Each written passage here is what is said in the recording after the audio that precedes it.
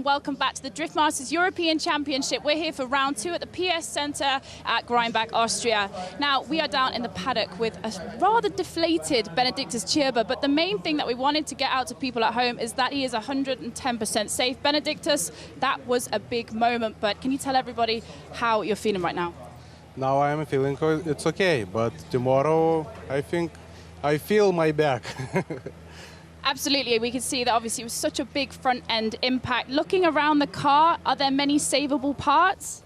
Yeah, it's a lot of parts broken, and we not too much time to fix. Maybe it's tomorrow, top 16, we, I think, fixed everything. Amazing. Obviously, you've got some points on the board, but we will see you in obviously 2 weeks' time because you're not going to make the line today. So do you think you'll get it finished for Sweden in 2 weeks? Yes, of course. Very confident. That's what we like to hear. So I'm going to actually pass over to Dave Egan as he's down here, and he's going to give you a little bit of a run-through of the damage this what was the beautiful E92 Eurofighter. Yeah, look, we want drivers to be pushing to the extremes. That's what the championship is, but we also want them to be safe. This is one of the biggest crashes we've ever seen. If you have a look at the car here, these are the two most structural points of the car. These are the chassis legs here. They are supposed to be dead straight, and this has taken a huge impact. Steering rack destroyed, and they also think that the block has maybe been cracked as well. His whole front of the car, as you can see over here, is carbon Kevlar. So carbon Kevlar is not supposed to break. Well, if you look at his front bumper, it is completely in pieces down here on the ground. That carbon Kevlar is absolutely shredded. And I'm sure this GoPro got some good footage along the way, but every part of this car is destroyed. And as he mentioned, if they had another day to get it fixed, maybe they could. He has an incident with Oliver Randelou. Randelou is pitting just beside him right here. All of Oliver Randelou's team jump in to try and fix the car, but sometimes it's just gone too far, Becky. And to be honest, just to see that he's safe, that all the safety devices in the car, his harnesses, his hands device, his helmet, saved him from further injury. That's the most important thing. Well, obviously too much damage to make it to the line this time, but we're going to take a walk now to see our top 16 contenders as they are lining up now to go to their parade. There's going to be some big battles out there. I think one that I'm really looking forward to is Tresh versus Dean, the 17-year-old Ukrainian driver in that beautiful A90 Supra. He's putting down some runs that I don't think people expected him to. Well, he's a rookie, and if you want to be a rookie and make a name for yourself, you go up against the best in the business and you take his name down. James Dean looking very, very comfortable on this track. You know, it looks like he's dialed in that setup. But one of the biggest things we noticed from the top 32 is the unpredictability of this layout. We've had crashes, thrills, spills, fires. There must have been 20 times when it looked like it was going to go one way and it switched the opposite, which I think is going to be a story for the top 16. Absolutely, and these top 16 battles are just about to get on their way. That battle that we were just talking about is happening right in front of us in just a few seconds. So I'm going to pass it up to Ian Waddington in the tower so we can get this show on the road. Guys, buckle in. It's going to be a big one. Ian, take it away. Thanks very much, Becky. Yeah, you and Dave down there on the back of the grid checking out Benedictus Chirba's car. Such a shame I went down there in that small break. We hadn't had a look at it. Not too dejected is Benedictus Chirba, which you did kind of expect him to be a little bit, especially taking on all that damage. But he said, there is no way I'm missing Sweden. I'm going to be there. I'm going to get that car fixed. Let's take a look at the top 16 grid and what we're going to head into this afternoon. There we go, the first battle, as James and Becky just spoke about. James Dean take on Yaroslav Tresh. Shanahan to take on Chirba. Well, no, unfortunately, Chirba won't be in the competition. Shanahan will get by. Diego Correa, though, taking on Jakob Paskunsky. Adam Zalewski to take on Nodu Kodua. Torane Kavia once again gets a buy through. We'll talk about that in a minute. Stavros Grillis to take on Holovnia. Vinsek to take on Limval. And finally, Shanahan to take on a very strong-looking Laurie Heinonen. Incredible top 16 coming up this afternoon. I'm hyped. I don't know about you guys, but let's take a talk back of why Kavia has got that buy through and that walk all the way into the Great 8. Well, Torane Kavia was meant to take on Linus Junosu, one of the Swedish drift brothers in the top 32. Unfortunately, Linus taking on some issues with that car, couldn't make it to the grid within those 2 minutes to start the battle. Kavia gets the buy into top 16. Then we have the Oran Nilsson-Juha Rittinen situation. Oran Nilsson has an issue with the car, doesn't make it to the 9. Juha Rittinen goes to the burnout box to warm the tyres on that car. The gearbox fails. He can't make it off the line. So for the first time in Drift Masters history, we have two competitors that cannot make it into a battle, which means no one advances through into the top 16, which means Torane Kavia gets a buy into the Great 8. We talk about luck, we talk about fortune, we talk about a man who's had a very tough 2 years in the championship, not had much luck. Things haven't really gone his way. This weekend, the whole thing is going his way. The car is on form, he's on form, the team are on form, and now he has Lady Luck on his side. Well, I don't know about you guys at home. Becky said strap in. I suggest you get all the way on the sofa, because by the end of this, you'll be on the tip of it. Ladies and gentlemen, it's time for Top 16.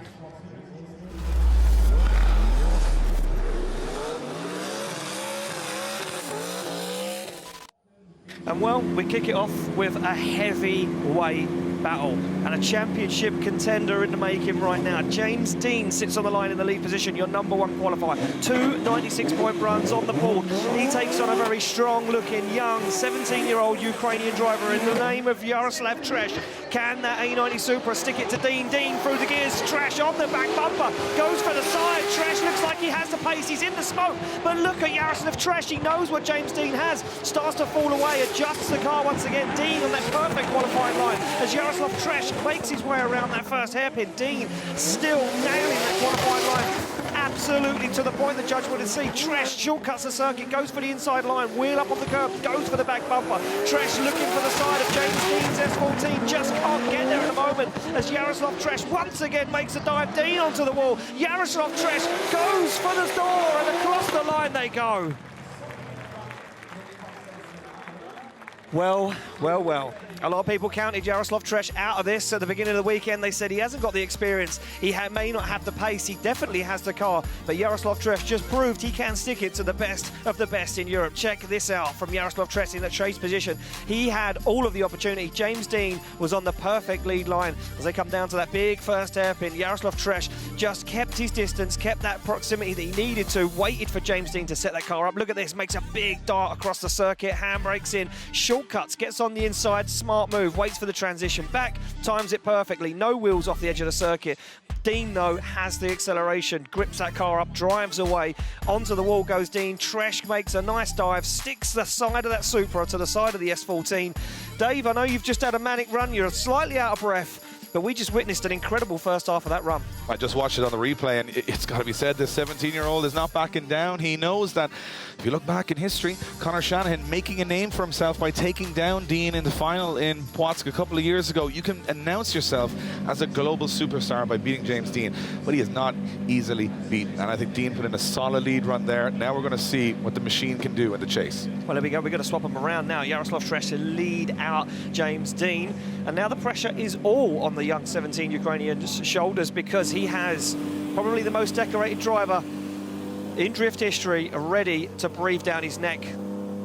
We wait for the lights to go green. Here we go, amber lights. We wait for that green light at the bottom to illuminate. There we go. Dean starts to creep off the line. Yaroslav Tresh through that chicane. Clean exit, no messing around. Through the gears they go. Dean straight onto the back bumper. The spotters would have told him that Yaroslav Tresh had it. He was right there, but look at Dean shallowing up the angle massively. Gains more proximity as Dean now starts to hunt down the 17-year-old. They come into this first hairpin. Tresh on a flyer right now. Full throttle as he comes in to that front zone. Absolutely nails it. Dean still with him. Goes for an early transition, does James Dean, as he darts up the inside looking to put a wheel onto the door. Is he going to get his nose bit off? No, of course he isn't. It's James Dean, the machine. They come over the bump and down as James Dean now finds himself on the inside. Tresh has an issue, straightens up the car, misses the outside zone, gets himself back into it as James Dean on and off the throttle and the clutch, balancing that car perfectly. Wow, well, I was just about to say this was down to the wire until that mistake at that last corner. Such a long circuit, there's so many areas to go wrong, and he didn't make any mistakes, the 17-year-old Ukrainian. He was absolutely pinpoint perfect in that lead position. Got to hand it to Dean, though. He's starting to cut the corners, but he gets the proximity. He's on the door, and he's so clever in the way he waits. Watch, he just balances the car, never gets himself caught completely off guard. He's so controlled. He's been in these positions so many times. Looks right close here, and watch the transition. Times it absolutely perfectly to stay back on the door. But as they come through this very fast section, you can see Dean dialing out the angle, staying with the proximity. All of a sudden, the smoke starts to go away from the back of Tresh's car, and he absolutely stalls up. Dean has to evade that and transition, and he's back up onto the front wheel by the end of the run. I think that's a masterclass in experience from Dean. But when it comes to outright talent, both of them looking pretty even out there. They certainly are, Dave, and I tell you what, this young man. I hope he stays for the rest of the season because he is going to grow into this role as a professional driver. He has the talent, he has the car. And listen, having James Dean hunt you down, I wouldn't want him following me in the hire car. Well, it's a good way to jump into the top level of European competition against one of the best in the business. And you know what? He didn't look like he was out of his depth. He didn't look like a fish out of water there. But the results are going to come in. And who is going to go through to the top 8? It's James Dean getting the win. And James Dean goes through to the top 8. Jaroslav Thresh announces himself to the European drift scene, and like Rovan Pera, the WRC driver, did at round 1, if you see a youngster turning up in a Supra, be very afraid, because both of those guys have shown at round 1 and 2, these youngsters coming through the ranks, so impressive, the talent just pouring into this championship. But sometimes you got to go through the guardians at the gate, and James Dean is one of those, and he's a tough man to beat when he's on form like he is today. Well, there we go, James Dean, certainly on form, as you say, Dave, and unfortunately the end of the weekend for Jaroslav Thresh, but we will not forget that name in a hurry, that's for sure. Hopefully we see him at round 2 in Sweden just 2 weeks' time from now. As we can see, the umbrellas popping around up and down. The guys out enjoying the sun, and Conor Shanahan sitting on the line thinking, well, this could be a good weekend after all. It could be. But as I said, there's a long way between what these guys are doing right now and what they want. What they want are podiums. They don't want top 16 finishes, top 8 finishes. If they've ever tasted that silverware before, they want to be back up there again. Conor Shanahan said this was his season, this was his year. A stroke of luck here against Chirba in the fact that he has no opponent. But I was down there, as you saw, with the accident with Chirba, and it's a grim reminder of the danger that these guys are. You watch it, and it's very hard to understand the level of skill, speed, and danger, and I mean real danger. If you get it wrong, you go off this track, it's 70 mile an hour plus into dead stop barriers. We saw it with Chirba, 2 chassis legs bent, and that car absolutely in ribbons. But Conor Shanahan will take this as a sighting map, something to get a feel for the car. Looks like he's very comfortable right now. He's putting in higher scores right now than he did in qualifying. So what you're seeing here is a young driver starting to feel the track a little bit more, every lap getting better. They've stopped changing everything on the cars. I was talking to the Shanahans before these couple of battles and said, no, we're happy now. We have it settled. And we haven't heard that all weekend from these 2 young men. So that's a sign of confidence, and that run to me is a sign that in my opinion, Conor Shanahan will move forward to take on James Dean in that top 8. And I'll be honest with you, he looks a little faster than Dean out there. He certainly does. I was just going to say, that was a very nice run from Conor Shanahan. If that was a lead, he was getting chased down. I'm not sure how that could go. It just depends on how it plays out in the chase position for Shanahan. He said he had a few hairy moments in his top 32 battle, but he got through it, and he said now they're starting to really work it out. Like you say, Dave, they're not changing the car. They're just dialing themselves into the track and how the car's reacting. Absolutely, and one thing that I will say is that, and I'm going to use a young person's term, the vibe. The vibe, yeah, you get the vibe. Is that we're in for an unpredictable top 16 here. If the 32 is anything to go by, it sets it up for top 16 that not too many drivers are 100% comfortable on this circuit. And with a lot of mechanical failures playing into this, with a lot of crazy grip levels dialed into the cars, and a lot of temperature within those cockpits, and the concentration levels affected, we could see anything happen from here on out. But Conor Shanahan moves to the top 8. He was there at round 1. He's looking good in the championship standing. And Becky's going to go out and have a quick chat with him, because he wouldn't have wanted it this way, but he's happy to be moving on to the top 8. Conor, I know you, and I know that you would have rather have gone up against Benedictus Chirba, but it's got to feel good right now, bearing in mind the struggles that you had getting the car all fixed and ready to now put on such a strong show. Yeah, for sure. It's a pity that we couldn't battle Chirba. The minute I seen he crashed and went through, we sent our team over to see if it was fixable or not. But yeah, unfortunately it wasn't. So I wish him the best of luck to get the car done for the next round. But you got to take a win when you can take a win, and in this championship it doesn't come too easy anymore. So we were worried about coming up against Chirba. He was really fast, and to be honest, I've been struggling to get into a rhythm. I think this morning we kind of felt a lot better than we did, but yeah, we now are about to go up against a man who I learnt a lot off, and the last time I pulled something out of the bag when I was against him, so I got to try to do the same. I'm going to have to throw it all. We're going to be chasing first, but all I know, it's probably going to end in a crash, or it's going to be the best chaser ever. So. Absolutely. Obviously, James Dean, you'll be meeting in the semi-finals. Now, the last time you went up against him was that famous round in Poland. And now, is this the first time that you've met him since then? Yeah. I'm still holding that James Dean has never beat me, so I want to keep it that way. But it's not going to be easy, you know. I know what I'm coming up against, and everybody around the world knows how good this guy is. And I respect him as much as a driver and as a friend. So we're going to have a really good battle. Put on a show, no games, full sin, and let the best man win. Well, good luck, Conor. Thank you so much. Well, if that's not built up the top 8 for us already, the first battle will be the Master versus the Apprentice. Connor Shanahan learned everything from James Dean. He's only ever battled him once, and he beat James Dean.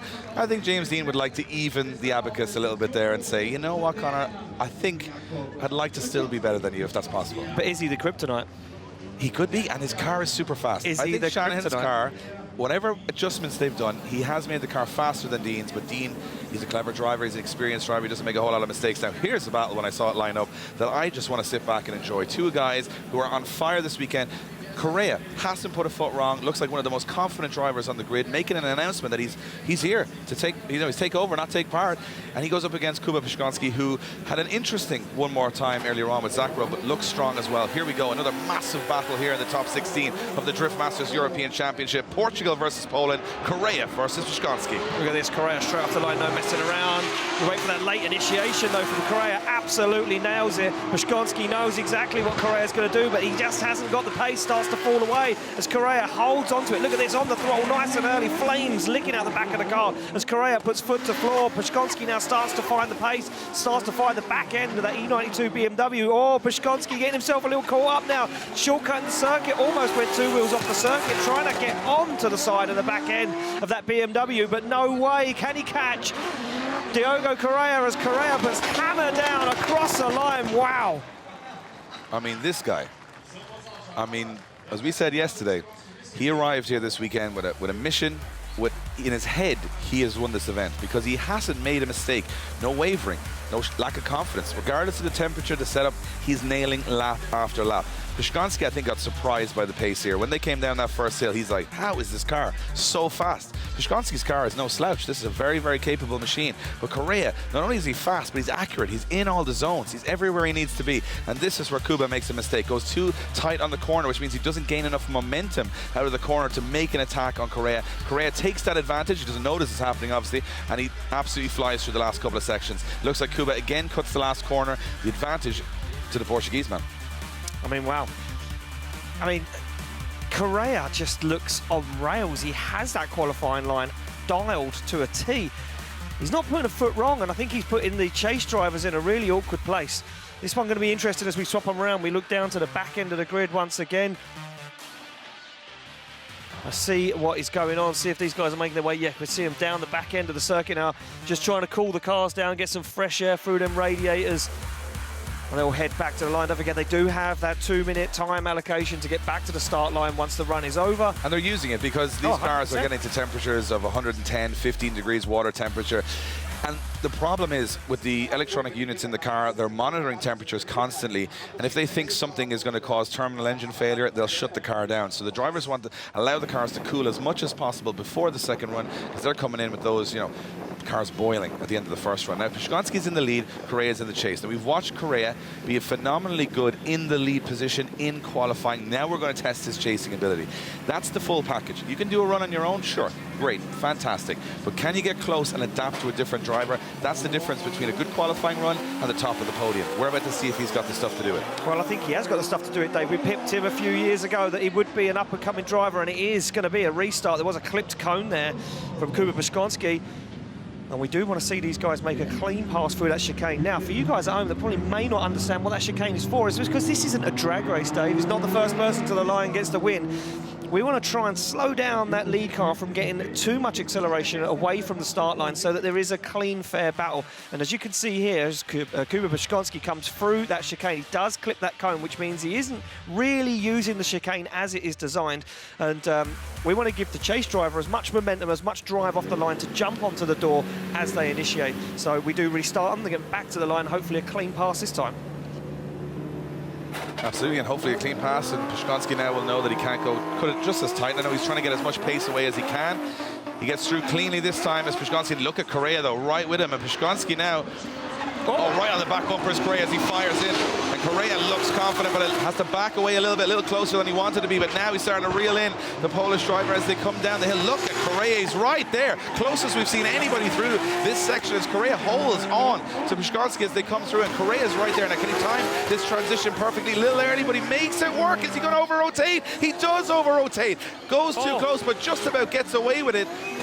And we have to watch that lead run again, but it looks like Correa may have made a little bit of an error there, but let's have a look back at it in the replay. Correa now jumps in. Pishkonsky looking like he's on rails now, using his experience, using that power to get across the line. Does it swing back the other way? We'll have to check out the replay. Wow, that was close. That was close.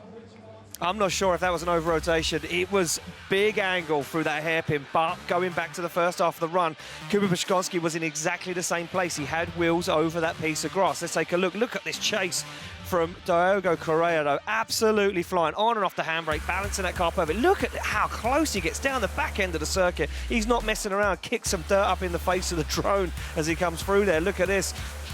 Now, let's take a watch at the lead car, see what happens here. He puts on big angle. He does hold on to it.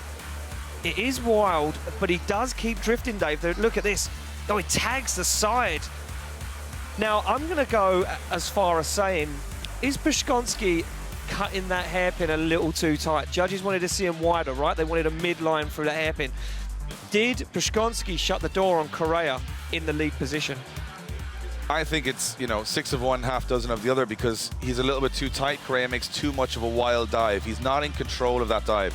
But look how close they are coming through that corner. And irregardless of the result, how hard are these drivers pushing for these wins? I mean, you would think any championship in the world, it heats up around top 8, top 4. We're watching right from the start of top 32 now, all the way through. Even Stevens battles down to the finest margins. And the judges are going to have a good look at this one. We'll get the result. We'll go back to Kevin afterwards. But as you can see, two drivers that are looking like they have no idea how that one's gone. We're about to find out. It is Correa getting the win and going through to the top 8. Pishkonsky goes out. We're going to throw it back to Kevin O'Connell. Kevin, something weird went on at that hairpin. How did you guys see it? Yeah, correct, Dave. That was an awesome lead run by Correa on his first run. He definitely came away with an advantage from that. But it realistically, as you guys said, it all comes down to that defining moment on that second hairpin. But if you look at that replay, you can see that Kuba is way offline. We wanted those drivers to be nice and wide around that hairpin, but Kuba slows absolutely drastically. And Correa did so well not to have impact there or to have a spin even. So it was definitely a major advantage to Correa there after that second hairpin. Kuba, obviously this is not the result that you wanted. When you were going around the track there, could you feel Diogo hunting you down there? Yeah, it was quite good run. I'm really happy. I did what we could with our car, with our speed, and it's like with the drift. It's small mistakes, small differences, and it changed all the winners. But I'm really happy that I came here. And I saw you get out the car and start looking at the tyres. The heat, is it making the tyres completely done by the end of the run? Yeah, inside the car it's around 55 degrees. It's really hot, and the tyres are gone after these 2 runs. The right rear, it's really, there is nothing with the tyre. Thank you for coming, Kuba. We'll see you at the next round. Thank you very much. Well, he's lost, but he's still smiling because he's had a good weekend. He's done pretty good. He's got himself into the top 16. However, did he say 55 degrees temperature in the car? Yeah. It's warm, right? That's toasty. Toasty. That is toasty. We move back to the line for another tasty battle. Adam Zalewski and Noto Kodua, 2 guys who are driving exceptionally well this weekend. However, Zalewski will come in here as the favorite. He's podiumed at this track before, ex-European champion. Kodua, I think right now is thinking this would be a nice little upset, wouldn't it? I mean, look, any other day of the week, you would have said Adam Zalewski's all day long. There is no way that a man can beat Adam Zalewski when he's such a strong contender. He was the champion of this championship years ago. But you now look at Noto Kodua from Georgia and go, well, hold on a minute. He's fairly good now. He's got a bit of something, He's got some sauce going on now. He has, and nothing to lose here. Got the machinery, got the car, got the support from Georgia behind him. Yep. And he goes in as the underdog, less pressure. Let's see if he can capitalize on that as they hit the gears and head for that first corner. Zalewski in the leading Kodua. Look at Kodua. Absolutely fires onto the quarter panel, but he's gone a little bit too aggressive. Can he catch Zalewski on the way? It looks like he can. He's got the pace. Zalewski goes wide, has to back off a little bit, but makes it work. He's very wide on the outside of that corner. Zalewski's been doing it all weekend. Kodua now cutting the track. Big angle from Zalewski, allowing Kodua back into the battle. Kodua, big dive as they come into the second here. hairpin, and Kodua is right there on the door of Adam Zalewski. Now this transition is so important. Kodua does it early and gets it out of the way and stays with Zalewski as they head to that last corner. Kodua dials in the end of Zalewski on big angle, and Kodua makes it work. Big transition. Kodua comes right up onto the door. The pride of Georgia right now as he comes across the line. Huge statement right there from Nodu Kodua. Huge statement. Yeah, look, let's take a look back at the replay. There were a few mistakes. It wasn't the cleanest run from Kodua in that chase position, but I think he's battling with a car here that is gripped up to drive away from Zalewski in that lead position. Look at this from Kodua. Fires down, keeps a reasonable amount of proximity through that fast part of the circuit, but really in the middle is where he starts to make the attack. He makes these brave, big transitions, big, brave dives, fires on big angle. Look at this. He does get a wheel up, but look at Zalewski. He is on the inside there. He hops over that curb, he goes wide, and Kodua mirrors the angle. Look at that transition. Both guys transition up into that wall. Kodua on the inside, but he does make it work. Zalewski has work to do here. He's in a position now where he can't do a comfortable chase run, just kind of stay in the mix. He was hoping his spotters would be on the radar going, yeah, that guy made loads of errors, he made loads of mistakes, just take it easy at him. No, he's got to go for it here. He's got to show everyone why he is that damn good. He has to go out there now and beat a guy that wants to take this trophy today. He's got to beat a very on-form Kodua. Well, I mean, we're going to find out. These guys are now cooling down the cars, not warming them up. What, they warm up, then they cool them down, then they warm up again. Then they cool them down, then they get them hot, then they cool them back down again. So, as you can see, crowd getting hot. Plenty of cold beverages being drunk today. There we go. The clock starts to tick down, and these guys are going to get called to the start line. You can see them both just trying to get that air circulating through the cars, trying to get the cars as cool as possible. Yeah, almost a little collision. Nodu Kodua there, you know, maybe a little bit of mind games. I think Kodua thinks right now, that's the tough part done. Now I just got to do my lead run and hope he messes up. I mean, yeah, look, in qualifying he was rock solid. So was Zalewski, but, you know, the hardest part is to chase on the first half of the run. Now Nodu Kodua, like you say, sits there and says, bang out a clean qualifying run and let Zalewski make the mistakes. Well, the story of this event is the underdogs are rising. They're rising through the ranks, and Kodua says, I'm the next guy. And to do that, I'll take down the ex-European champion in Adam Zalewski. Zalewski's saying, hold on a minute. I am Adam Zalewski. I've been here, I've done this, and right now I'm about to remind everybody watching at home why I am the guy to watch this weekend. Zalewski's going for a big run up here. Watch, he's pacing himself back. This is a tactic they can use in the chase position to then delay that start. Very clever and experienced driving from Zalewski. He's going to get the run in here. Expect him to be inches, millimeters together on that first corner. Look at Zalewski. Oh, he's gone very wide, or sorry, very narrow here, Zalewski.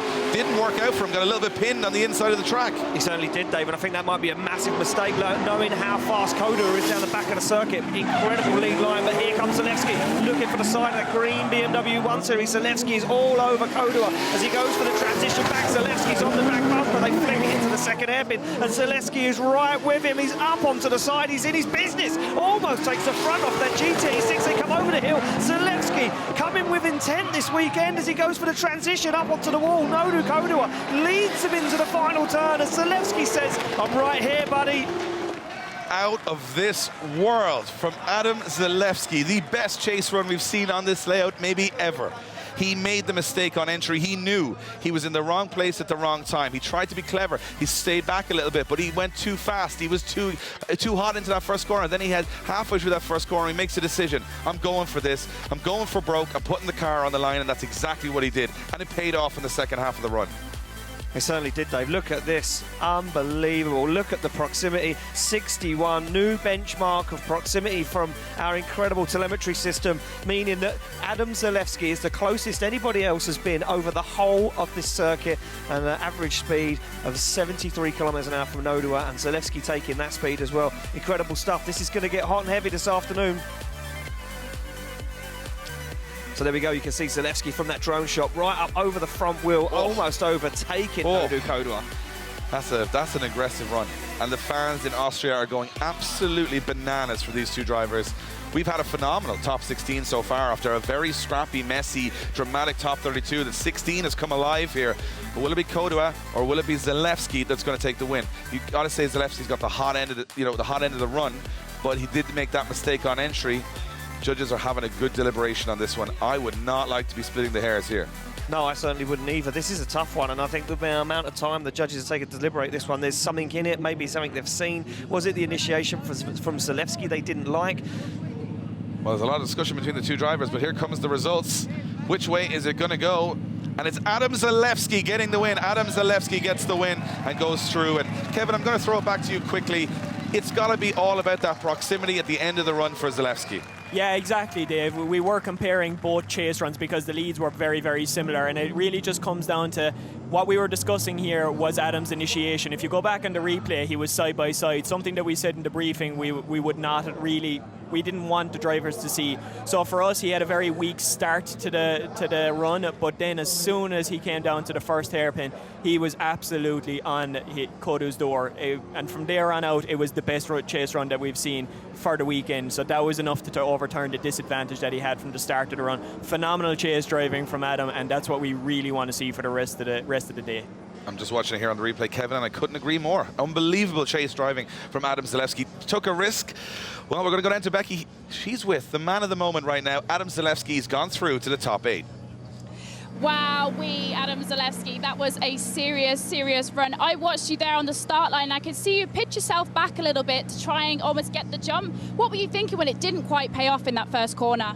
To be honest, I was surprised that that this situation happened here on the initiation. I was like really scared because I thought I'm gonna like go straight here or something, but I made it with the drifting. But I didn't know he was like weirdly accelerating at the beginning, and I didn't know how to match up to this, like how to get with the same speed into the first corner. But I tried my best, and at the more technical part, I just got into him and tried to stay as close as possible.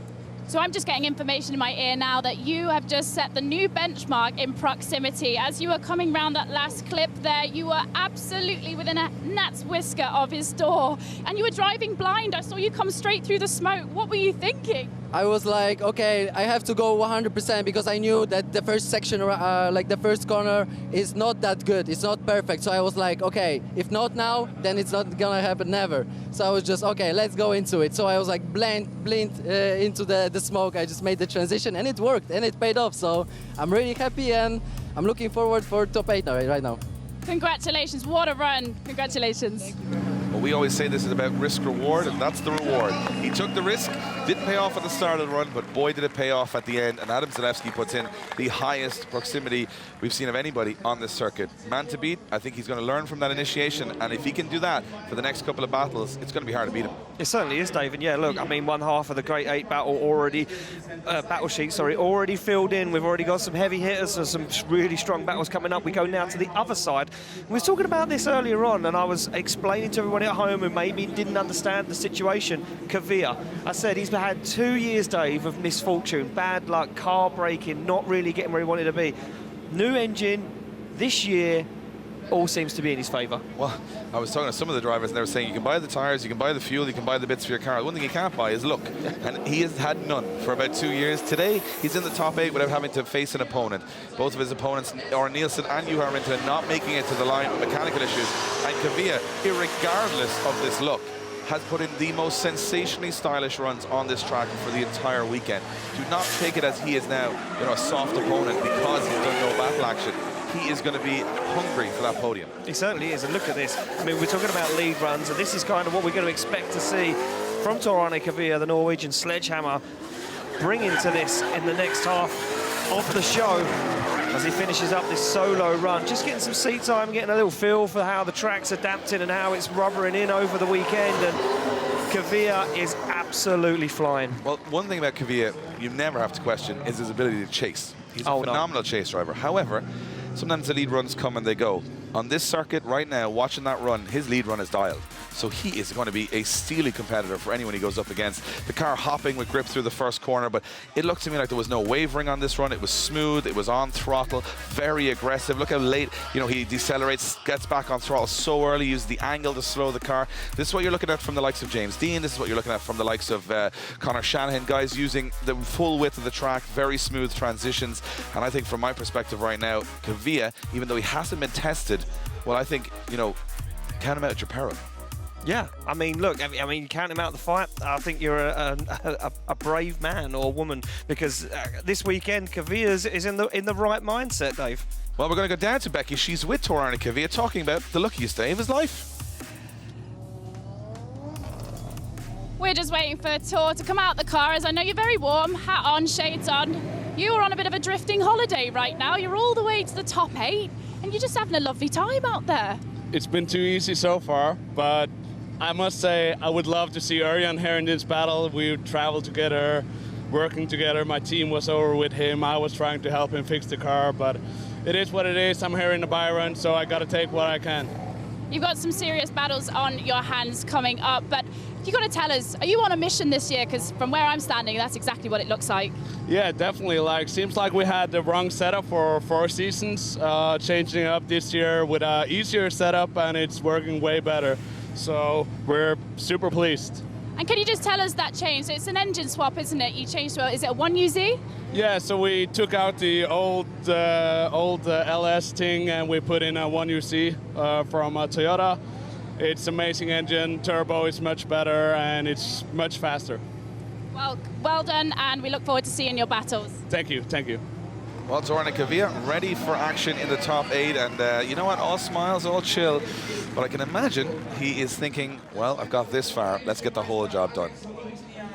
Well, exactly that, Dave, and I tell you what, he's going to be sitting back now on the back end of the grid, and instead of going to the paddock and relaxing with a nice cool bottle of water, he's going to be saying, who am I battling? Because we've got the next battle coming up, who Kvia will see in the Grade 8, and it will be Alex Halivnia to take on Stavros Grillis. Now, who would you pip in this? Who's your money on? I was really hoping you wouldn't say that, because I have absolutely no idea. Both of these guys have had kind of ups and downs throughout the weekend, but they're here in the top 16 with an opportunity ahead of them. Halovnia, for me, looking a bit more consistent on the track. Grillis has had some offs. He's been through the fences. He's been through the barriers. But when he's on it, that Corolla is very, very fast. Is the car working 100%? We're about to find out. Well, look at this. Halovnia gives him some room to maneuver. And Stavros Grillis pulls the front wheel off the tarmac. So much grip dialed in. Halovnia says, wow, look at this guy go. Look at the smoke. Oh, but he's way offline. Oh, and there's an issue with the car, maybe, as he starts to wander and waver. And Alex Halovnia now gives him the room to maneuver. Stavros Grillis makes a hash of the back end of that circuit, gets himself through that second hairpin. Alex Halovnia now sticking to that qualifying line, not getting too flustered, letting Stavros Grillis make mistakes. Big angle dialed on once again for Stavros Grillis as they both fire towards the wall. Stavros Grillis on the throttle, but Alex Halovnia jumps onto the back bumper to seal the deal. Yeah, it looked to me like everything was going great for Stavros Grillis, and then all of a sudden it wasn't. He was way offline. I'm not sure exactly what happened there. The drone will give us a clearer indication. As they come down the hill, you can see Grillis wobbling a little bit in the lead position. He's very fast. Goes on big angle here, hits the inside clip, and right here, just for some reason, the car does not wash out to that outer zone, leaves him in no man's land. I will say the recovery is fantastic. He only misses one outside zone. But for Halovnia, who's following him, he's got to follow the car that's on the incorrect line, which means the lead car is going to be penalized for that, not the chase car. And wow, I mean, it's been unpredictable to this point, but I think I've got to say Alex Halovnia, for me, taking an advantage there. Yeah, 100%, Dave. And now we swap him around. Alex Halovnia will sit in that lead position. And, you know, you can't really win a battle from the lead position. Stavros Grillis has it all in his hands to do to try and take down Alex Halovnia. But if Halovnia puts down a nice, clean lead run, I think this could be seeing the Ukrainian driver through to the Grade 8 to face off with Kvia. Well, they're both back on the line. No heat issues this time, and you can see Alex Halovnia lights on. He means business. Stavros Grillis sits in that chase position. And we go to take a look. 75 points in qualification, 77 for Stavros Grillis. These two guys seriously closely matched up, and they come through the chicane, down through the start line. Halovnia fires in, big angle, big pace, and look at this. Stavros Grillis tries to match him, but just couldn't hang on. Had to dial out the angle, it's slightly down. Oh, wow, it's going to be a big one. Oh, as the Corolla takes off and hits the wall. Alex Halovnia going to finish up the run, and Stavros Grillis buries that Toyota Corolla A86 into the wall. Oh, you could see it coming. Yeah. You could see it coming. Once he went on the big angle, the rear tires gripped up, overpowered the fronts, and shot him the opposite direction at an incredible speed. I'm just hoping he's okay. It was a big hit with something similar to what we saw with Benedictus Churba earlier on. That's a huge hit. And don't get me wrong, you know, all these cars are very, very safe, but Corollas are not the most structurally, strengthened car. It's a very old chassis. It looks like he's bounced out of that okay. And hopefully Stavros Grillis will get out of the car. Marshall's just checking on him there to make sure everything is okay, and reporting back to our marshals. That's a big incident. Yeah, so hearing in my ear that Stavros Grillis is okay, he's fine inside the car. Our marshals would have checked him first before they would have took a look at the car. He's been in that fence twice this weekend, one with the rear end of the car and much worse this time with the front end of the car. Goes to show how much he's pushing there. Exactly. I think that car is incredibly difficult to drive. He's driving on a knife edge. Now watch when he goes too close, puts on too much angle, comes off power. When he goes on it, the front wheels give up and boom, straight into the wall. That is a huge hit, Ian, not what we wanted to see. Watch it from this opposite angle. Look, gets the grip, goes on angle, front wheels lose traction, and it's like an arrow. Straight through the gravel, all wheels off the ground, bang, straight into the wall. Oh, not what we wanted to see, and a really nice young man as well, and trying to make a name for himself here, running on a limited budget, and well, you can't say he didn't try hard enough. He wanted to get that proximity, but it was so dangerous, and you can see he's in the car now. He's not come out of the car. I think this is probably an emotional thing right now. He's just feeling like he hasn't, he's lost the battle. He's damaged the car. He's got Sweden in 2 weeks. There's a lot going on in his mind now. So we are hearing now that there is a fluid leak from the car, so we do have to have it recovered by the lorry. Unfortunately, that car not making it off track. There we go. Look at that. Stavros Grillis out of the car, waves to the crowd. He says, oh, well, it happens sometimes. It happens. It happens at this level. Yeah, when you're pushing this hard and this fast. These cars are wound up like a spring. Yeah. And the minute you come off that throttle, they fire you wherever you're facing those front wheels. And remember, he's on opposite lock. So the minute he comes off power, instantly the back wheels grip and they fire in whatever way the wheels are facing. And when you're on opposite lock in a drift like he was, watch the front wheels. They're facing towards that barrier. So the minute he comes off throttle, right here, he goes back on it, but the front wheels are now not, the rear is just gripped up, fired him wherever the front wheels are facing. He goes straight into the barrier, and I'm hoping there's not, irreparable damage on that car with Sweden. I mean, he's got to leave in about, 6 days, maybe before that, to Sweden. But I mean, I think the plan is for most of these guys, especially for people like Stavros Grillis that come from Greece, they just travel, they leave home at the beginning of the year, they do the whole trip, and then they go back home to Greece. So I believe that Stavros Grillis now will have to find somebody in Europe to take the car to repair it. On the way to Sweden, they'll try and get that car fixed up, ready for round 3 in 2 weeks' time. And, these guys don't give up, Dave. We heard Benedictus Gerber saying, if it was tomorrow, I'd be ready. And I was looking at him, and I was like, oh, good joke, Benedictus. And he was like, deadly serious. Oh, no, he doesn't joke, Benedictus Gerber. There's no jokes. If it was top 16 tomorrow, we'd be there. And I was looking at two completely, the chassis legs were all facing to one direction. Yep. And he was like, no, we'll get it sorted. We have a spare engine, we can get it. So they're going to bring the car back to Lithuania, get it, chopped up, fixed up, bring it straight to Sweden. However, for Stavros Grillis, going back to Greece isn't an option because it's so far away. So you've got to remember, you might tune in here and say, oh, look at all these guys just drifting around. Great fun. The distances they're traveling to be here, it's so tough on the teams. And it's an obvious win for Holovinia. And to be honest, to be fair to the Ukrainian driver, he did nothing wrong in that battle. He did everything he could do to put on a good lead run. I think Stavros Grillis just pushing that little bit too hard, and it cost him. But look at this, for a weekend of joining the championship, Holovinia can be very happy that he's now moving on to the top 8. We're probably going to get another shot of this Corolla on the front end when it comes out. Doesn't look too good to me from here. No, and do you know what? There's going to be a lot of work to be done in the next couple of days before these guys head to Sweden, wherever they stop on the way. And the good thing about the camaraderie, Dave, from this European Championship is that there are a lot of people watching, that maybe know the route that these guys are going to take from Austria to Sweden, and they'll probably hook up Stavros Grillis and say to him, hey, we're on the way, we're on your route to Sweden, stop in, we'll help you fix the car, we'll get you back out, we want to see you drive at round 3. There's no way we can't have him in competition, and that is that's what I love about this championship and about the community that and the camaraderie between everybody. And when I saw, whenever you see it, there's no other race series in the world, no other professional motorsport where you will see every team do everything they can to get their opponent back out on track. Well, you mean you wouldn't see Ferrari lending Williams parts to get the Formula 1 car? And if their car retired, they wouldn't say, hey, you can take some parts from me. Spare car. Not a hope. But look at that, that's a scary. And you can imagine At that point, he's had to take his hands off the steering wheel because he knows he doesn't want his hands on the steering wheel hitting that fast. And I mean, this is why these guys wear hands devices to stop their neck moving, you know, their helmet system, everything between the harnesses, the structural rigidity of the cages in the cars. This is why the safety levels, you know, a lot of people question the safety levels in drifting sometimes and say, hey, you know, why are the cars built to such a high standard for drifting? Well, we've seen 2 crashes that are dead stops at almost 60, 70 miles an hour today. 80 kilometers an hour, Benedictus Scherber said he hit the white. 80 kilometers an hour, and that's to a dead stop. To a dead stop. And he got out. And he got out. To assess the damage. In that break we had, I went down there, checked on him. You know, we know these guys. We travel with these guys all around Europe. And I went over, I said, how are you? Are you good? And he said, I feel fine now. Tomorrow my back is definitely going to be hurting.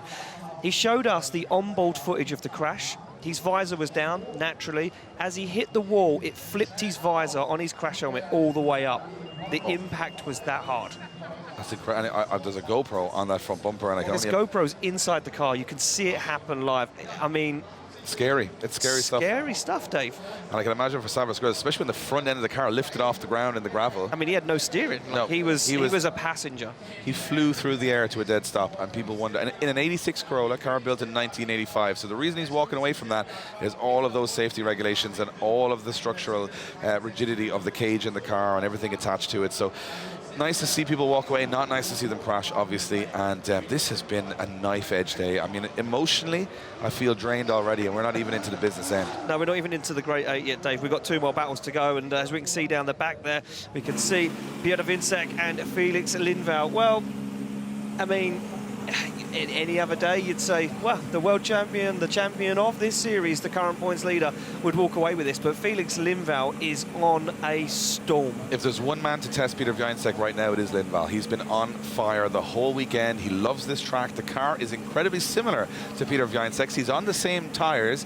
He's got the same setup, and you can be guaranteed he's running the same setup here. This is driver versus driver, and Lindvall is going to come out of the blocks here like a scolded rabbit. Well, there we go. Off the line comes Peter Vincek in that incredible S15, but he's getting chased down by yet another incredible S15. They both fire in Lindvall, giving Vincek the room to manoeuvre. Loses some ground as Vincek dials off the angle, pulls it back on again. Oh, Lindvall makes a small error there as he tries to throw some more angle at it. Gives Vincek some room to pull away as Vincek now starts to drive away from Felix Lindvall. Flames erupting from the back of Vincek's car as he puts a lot of ground between himself and the young man in the S15. And look at this, Felix Lindvall with nothing in it. Can he even test Vincek as Vincek fires it to the wall? Lindvall tries to shortcut the circuit, but Peter Vincek is up and gone. Well, I'm going to explain this to the viewers at home of why there's such a gap between those 2 cars. So Viancek has set that car up that it's almost undrivable.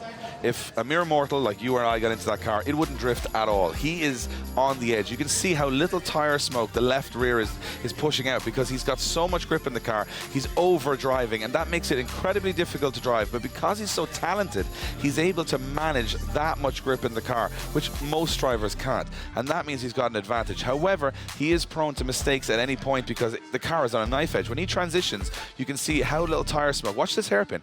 Barely any tire smoke out of the back of the car. Just starts to creep a little bit of tire smoke when they pull out.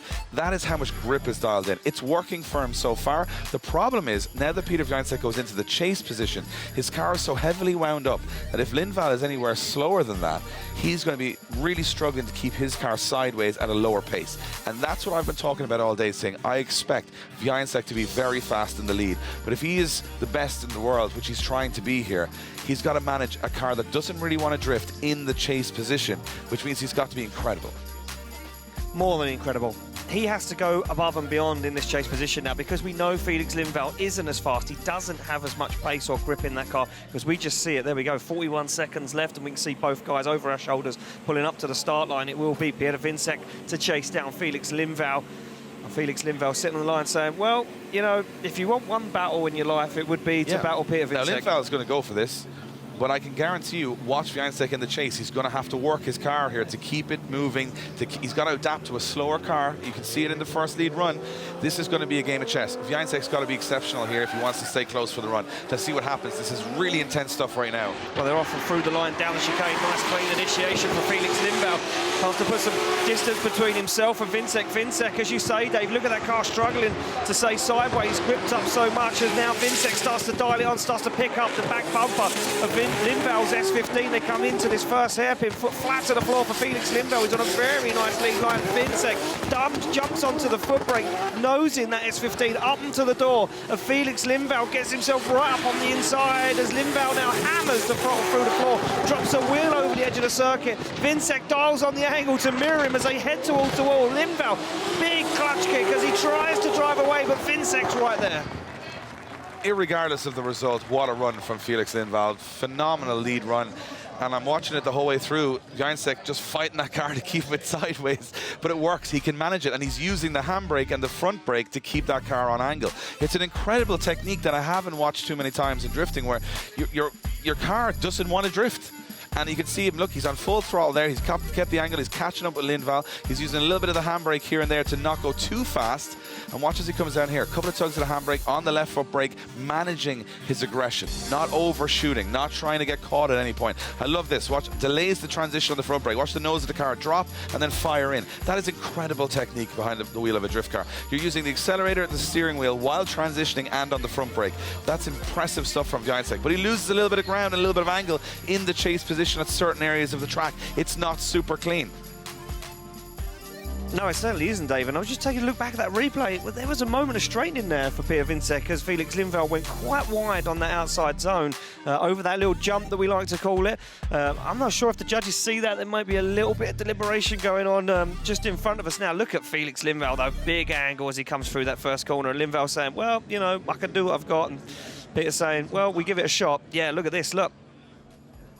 Yeah, you That's can a big mistake. Yeah, That's a big mistake. And you can't blame Felix Lindvall because he's using all of the track and some. Well, that's my point. He's off the track. Yeah. He's actually slowing down if he's on the dirt out there. So he's gone over. And I heard Kevin O'Connell say it in briefing, and Kevin O'Connell keeps it straight to us. He says, if you put a wheel over there, you're way off the track.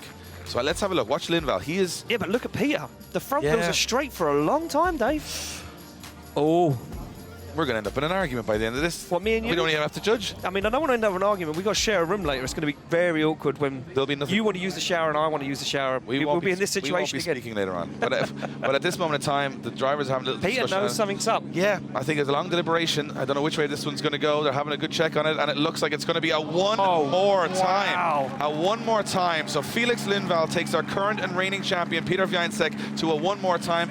I'd rather not have to talk about it anymore because I know there's a man that would only love to explain it to us. His name is Kevin O'Connell. Kevin, does it come down to that wheel dropping straight? And that's what we were trying to have a little argument about.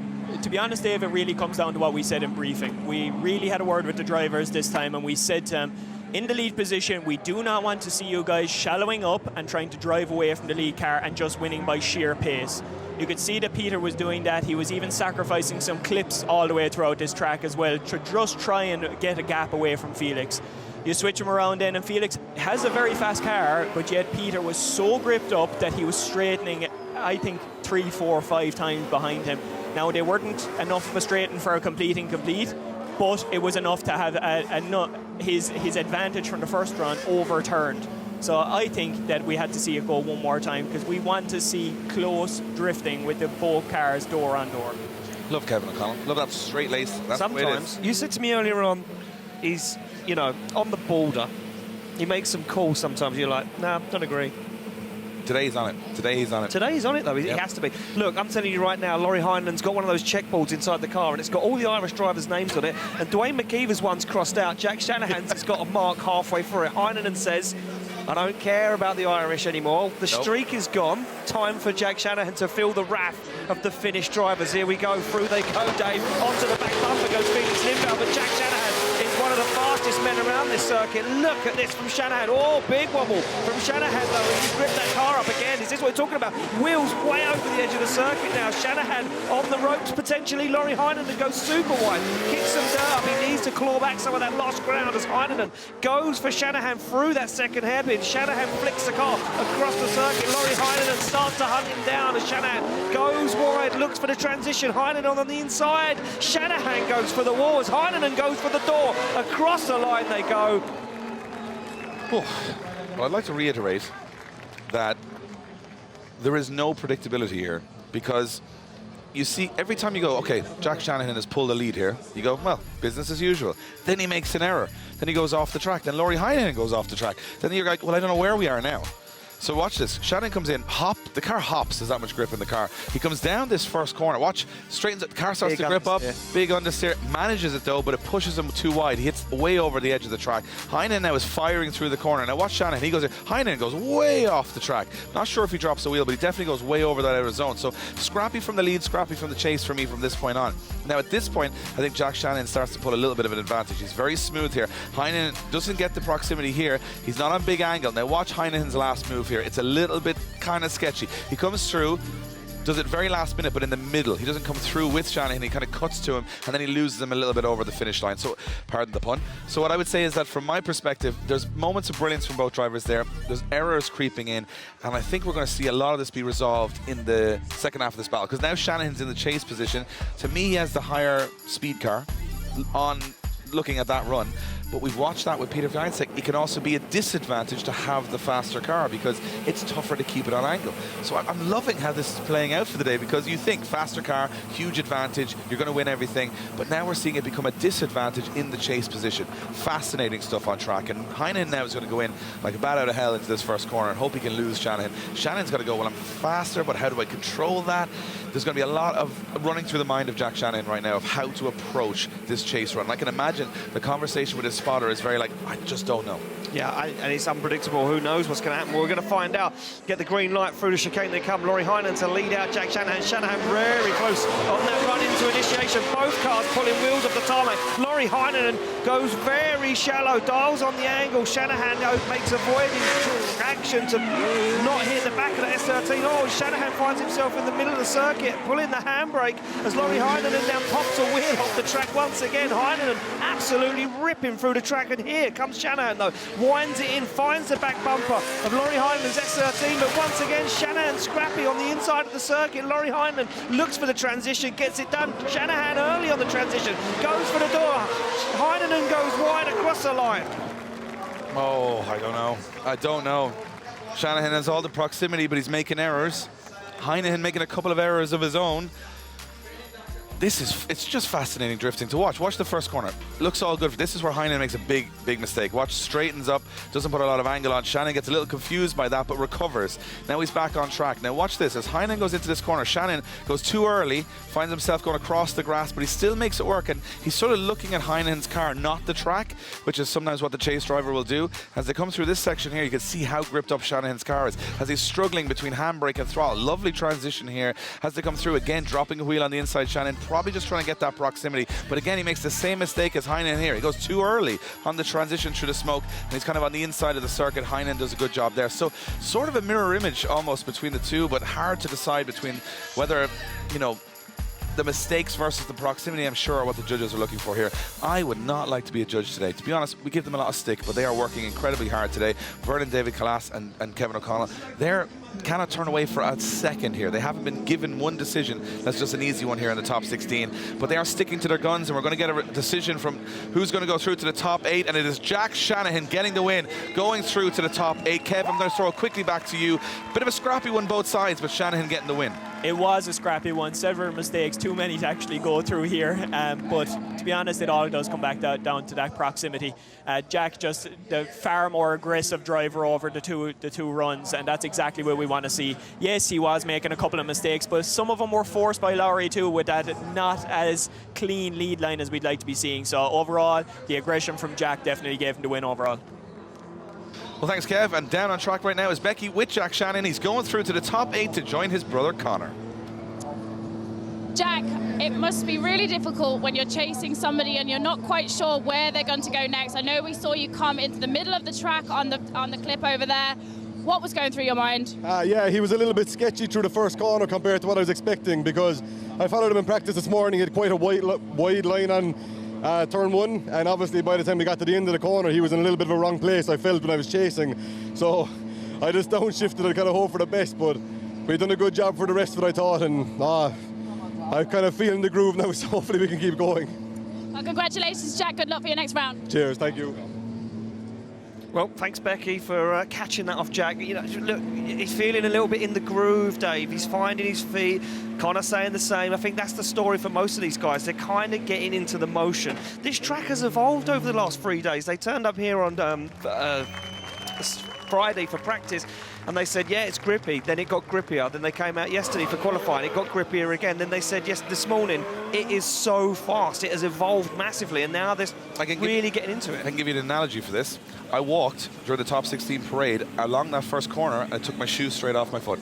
There's that much grip on the ground, it pulled my shoes straight off. Is that because you're wearing your sliders for the pool? It could be.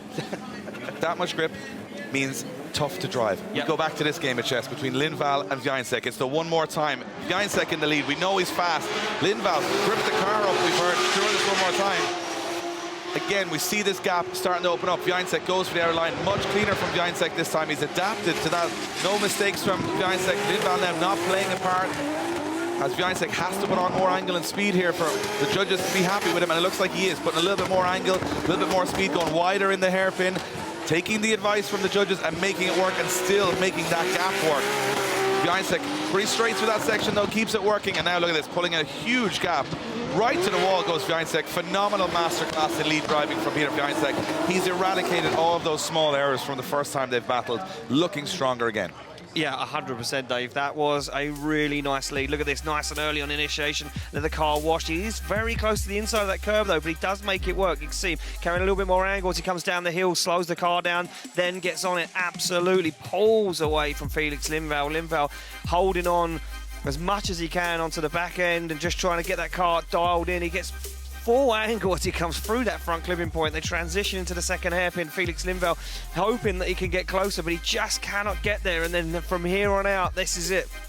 Peter Wiańcek hammers the throttle down and drives away from Felix Lindvall. Yeah, a little bit of a wobble there from Wiańcek in the lead position just as he comes over that curve. Just kind of, it seems like it's very hard because it's an unnatural corner, and the car naturally starts to lose angle there because you can't run big angle. So when you run very little angle in these cars, they start to grip up. So that's something he's going to have to adapt to, but I think he's got away with it there. Rest of the course looked really solid for Wiańcek. He's learned from his mistakes. He's starting to drive with a little bit more angle on the car.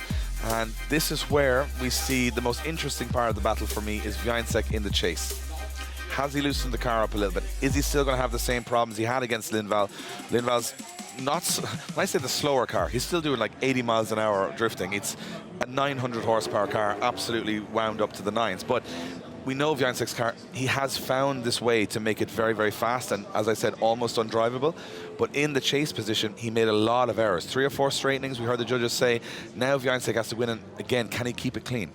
How's he going to drive for that? Is he going to do a little bit more handbraking, a little bit more angle to stop the car even trying to straighten up? I don't know if that's the easiest way to win these battles, but he's going to try it again, I think, because he definitely still has the same setup in the lead position. He has all that pace. He's made it work way better this time. Now he's got to make it work way better in the chase. Oh, I just love how technical it's getting. I love how much strategy is starting to come into drifting and how much you've got to start thinking, how hard am I making the car to drive? Is it going to cost me, or am I going to get the win?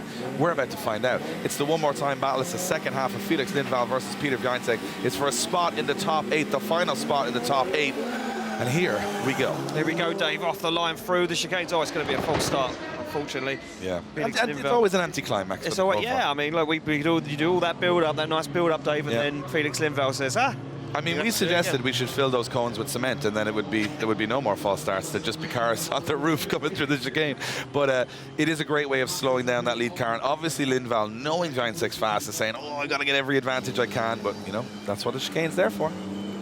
So there we go. These guys are going to go back, reset on the start line.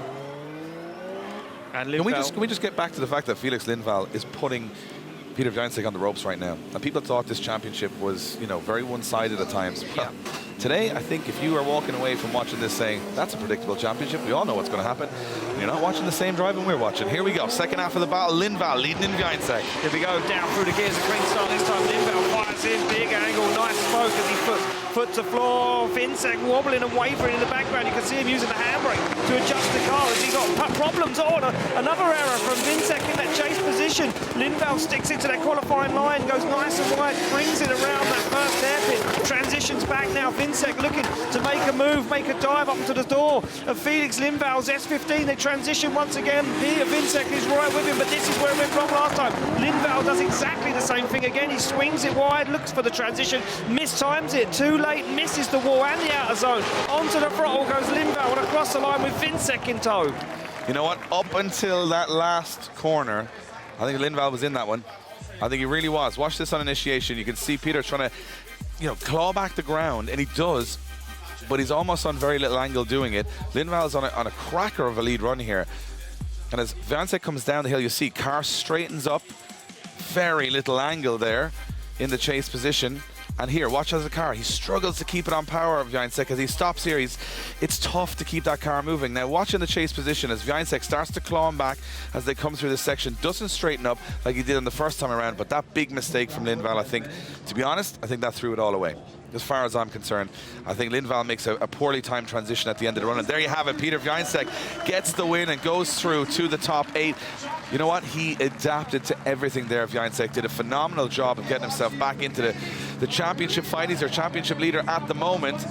But I think if you look at Lindvall, he was, in my opinion, right there until we had that little early transition, which pretty much cost him the battle. Handed the win to Peter Viansek. Viansek goes into the top 8, and he goes up against Jack Shanahan. I'm just not even getting ahead of that, but unbelievable. So we have got our top 8 coming up, and we cannot wait to get the action underway here at the PS Racing Center in Greinbach.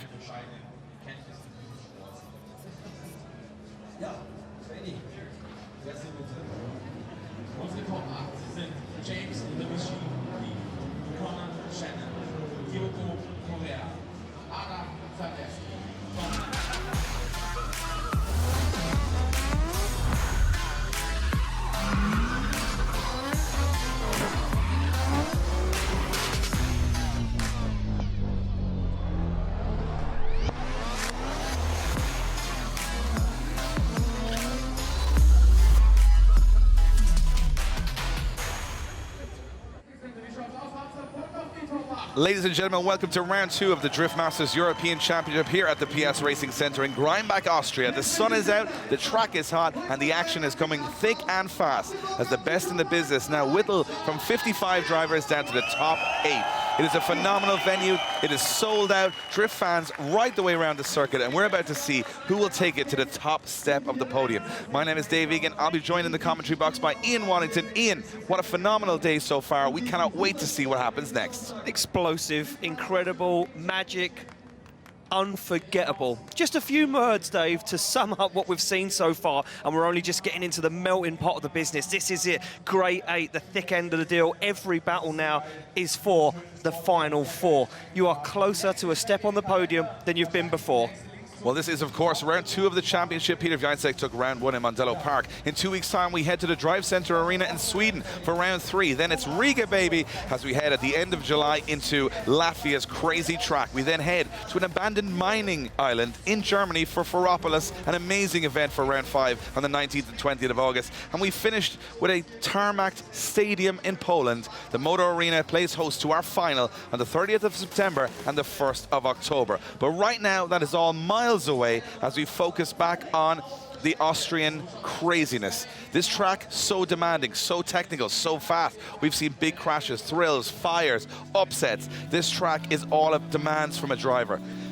As you can see, it is a very unusual one because it has got 3 deceleration zones, 8 outer zones, 2 inner zones, and the track is almost 800 meters long, one of the longest tracks on the calendar. Drivers head at full speed from that start line through the gears up to 70, 80 miles an hour and fire the car on full throttle into outer zone 1, one of the most treacherous parts of the track for the chase driver. Get it wrong, you're going straight into that wall. Then it's full throttle through this very unusual corner, which is actually like 4 corners, to outer zone 2, full throttle, dial the angle in for inner zone 3, and then it's early deceleration just before outer zone 4, and then this corner, really unusual, starts very wide, another deceleration zone into outer zone 5, then it's a really tight apex at the end of the run. Bring the nose of the car in, run it across that inside clip, and that is the perfect line the judges are looking for. Then it's through another hairpin, and you get to that midline. Then it's starting to build the momentum for this crazy off-camber over the curve, outer zone 8. Switch the car back into the last deceleration along the wall at outer zone 9. And if you've survived all that, you put your foot to the floor, you wave to the grandstand, and you say, thank God I've made it to the finish line. It's an incredible track. It's divided our grid. 55 drivers entered, 32 qualified. We're now into the top 8. The best in the business are here. The best drivers in the world are about to do battle to go into that top 4. Everybody wants a podium. It's going to be James Dean, the master, going against his own apprentice, Conor Shannon. Rising star, Diogo Correa, against previous champion, Zalewski. Tor Arne Kavia, he is unstoppable this weekend against the Ukrainian Alex Holovnia. And Peter Wiancek, your current reigning champion, going up against Jack Shanahan, one of the highest ranked drivers on the grid. If you're a drift fan, this is what you want. It's every name you want to see into this final 8. And I cannot wait to get the action underway. I can't either, Dave, and I think it's almost time to get these cars off the line and find out who has got what it takes in the Austrian heat in the Alps to make it through to those final 4. As you can see, the grandstands are packed, Dave. It's almost time. Well, you know what? The time for talk is over. 8 drivers want that top step on the podium. 8 becomes 1 over the next hour of action. It's time to go to our top 8.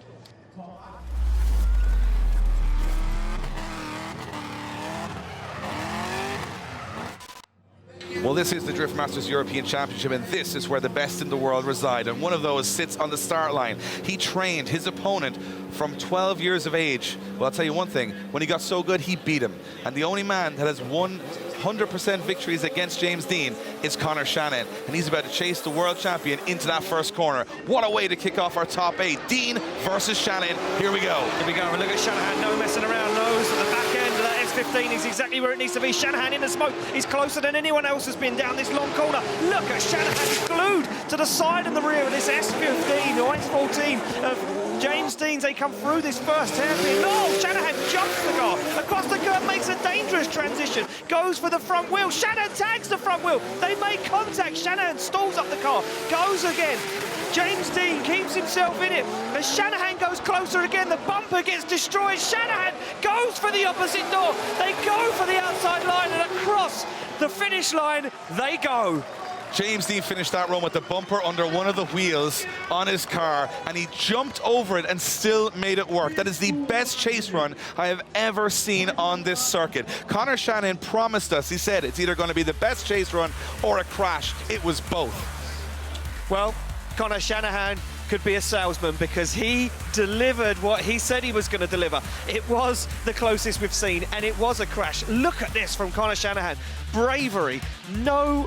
He didn't have any fear in this run. Look at this. Dean dials on the angle. Shanahan says, well, if you want to go wide, we'll go wild. And goes closer than we've ever seen anyone else that transition. Tags the front wheel, gets himself locked up into it. A small wobble from Shanahan as he has to wait for the transition. Gets himself back into it. Another small wobble over that jump. The bumper goes under James Dean's car, under the front wheels. Conor Shanahan jumps back onto the front wheel, onto the door, and says, I'm right here, buddy. Oh, my goodness. What a run. Well, I feel sorry for every Austrian fan that paid full price for their seat because they're only using the edge of them right now. Look at this. Jumps the car through the corner. This might be one of the best runs we've ever seen in Austria.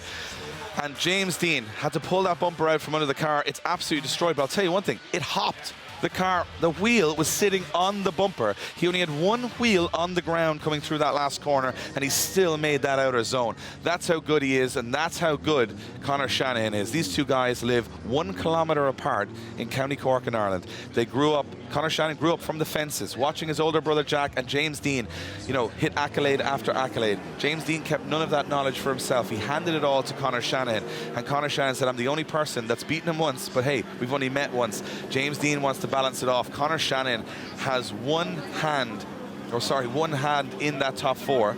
And for me, right now, James Deane is going to be pushed to a very uncomfortable level. Shanahan's car is faster. Deane has got to push. You can see the damage already on the car. Deane is on the ropes. He's got to show us why he is ranked best in the world. Right now, I'm not sure he's got it. I'm not sure he's got enough right now. I don't know if he's got the pace, but so many times we've counted him out in the past and he comes right back at it again. But Conor Shanahan, he laid it all on the track. He gave us absolutely everything. He's got a huge advantage. So, our start line marshal Martin down there just checking out the front end of James Deane's S15. Making sure that that car is safe to run, and yeah, it looks like... Now, we will have to say that the contact at the front of James Deane's car was a mistake by Conor Shanahan, so I'm just going to put that out there. Phenomenal chase run, but pushing a little too hard. Too hard, yeah. Just on that hairpin. But look, James Deane is looking across saying, hey, buddy, we're here at the top level. We're neighbours, we're friends, and we're about to put on one hell of a show. Shannon's going to slam that door and know that he's got to be like a rocket around this track, because Deane will be hunting him down. James Deane clicks the car into gear. Here we go. Oh, look at this tyre spun off the line as Conor Shanahan hungry to get away. James Deane knows he has to be closer than he's been before, and he's going to be. Look at this as James Deane gets onto the back bumper of the 86, but look at Shanahan, he pulls away. No proximity from James Deane as Conor Shanahan starts to drive away from James Deane. Deane on the inside of the circuit, trying to shortcut as he now jumps his car over the curb, goes for the dive across the circuit. Shanahan on that midline, absolutely perfect. No contact this time as Deane transitions earlier. On the curb, wheels over the grass. Shanahan pulls away once again, goes for the big transition. Deane knows this is it. He has to make the dive. He goes for it, but Shanahan drives away. Oh. And I heard in my headset from the marshals that Conor Shanahan complained that his power steering is coming and going. So he did those 2 runs with his power steering notching through. James Deane, this initiation was absolutely death-defying. Inches on initiation. But he had to because of the pace of Shanahan's car, and you can see Shanahan starts to pull away through that corner. Deane desperately trying to cut the corners to get to him, but this is a track where you can't cut too much of that first corner where you come offline, and now Deane tries to throw a big angle on it and gets across. Look at the jump from James Deane's car here as they come through the transition. He did everything he could to get back into the mix. Look at the proximity from Deane. This is one of the best Drift Masters battles I think I've ever watched from 2 absolute heroes of the sport. But for me right here, right now, James Deane not got the proximity towards the end of that run. Makes a big dive in, makes it work, but he gets caught up and cannot stay on the door. He did everything he could, but a decision will have to come in from the judges of who goes to the top 4. And will Conor Shanahan keep his 100% record against James Deane, or will James Deane tip it back to 50-50? A top 4 position. I'm running out of words here. This is too exciting for me. And it's going to be Conor Shanahan. Conor Shanahan gets the win. Conor Shanahan gets the win and goes to the top 4.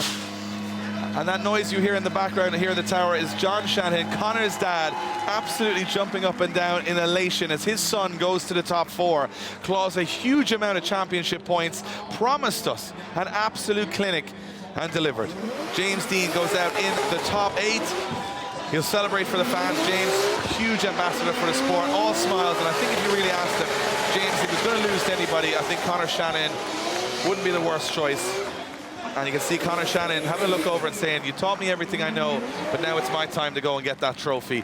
And Conor Shanahan, you know, he said he wasn't feeling comfortable earlier in the day. Well, right now he's beaten one of the best in the world, and he goes to the top 4. Incredible stuff from both of these, and it comes down to that proximity in Conor Shanahan with far more proximity, putting James Deane under pressure. Deane having to cut the course. There may have been a little bit of contact, but the proximity balanced it off. And we now head to another huge battle. How are we supposed to have the enthusiasm constantly for this? Can these guys just give us a break? I think we might need some assistance in the tower for Dave, because I don't think he's going to last for the rest of the day. We might need to give him an IV here of some fluids, because he's running low. Here we go, Correa on the line. And we know this is going to be unbelievable. This is going to be unbelievable. Diogo Correa from Portugal takes on the former Drift Masters champion, Adam Zalewski from Poland. This is a big one. Look at Zalewski. He's miles away from the start line. He knows Correa's fast. He knows he's got the angle and the pace to get down that first corner. Correa's like, hold on, buddy. Here we go. Diego Correa, big initiation. Zalewski goes for it. Tags the the front wheel on initiation as Diego Correa now shallows up, flicks himself back into it again, but Zalewski's with him the whole way around that top corner as now Diego Correa slows the car down for the hairpin. They get through it. Zalewski looks for the transition, nails it, jumps on the side of that BMW, and he's glued. Correa's debeated a tyre and goes off circuit, and Zalewski goes for the overtake and finishes up the run. I can't take any more. I can't take any more excitement. This is just too much. They hit, two cars hit each other at 80 miles an hour and both stayed drifting. Correa debeats a rear tyre. Where did it happen? I'm just going to have a look at the replay, and I'm so distraught for him. It wasn't driver. I'm not sure if it was driver error, whatever happened, but to lose like this, the Portuguese driver has been on it all weekend. And I mean, Zalewski's initiation, there's something wrong with this kid. Look at this. Fires in, boom, hits the door. And I was thinking, did he debeat on the impact? But it's not on the impact. Correa fires into that last corner. Now, it's got to be somewhere around here he debeats this tire. Oh, it's gone already. Look, it's gone already. So it's somewhere on the outside of that corner. You can see the tire comes off the rim. Zalewski tries to make evasive action. Correa, he's got no control. He's just on the rim. Look at that. Oh, levitating the car through the corner. Well, the rim looks like it's okay.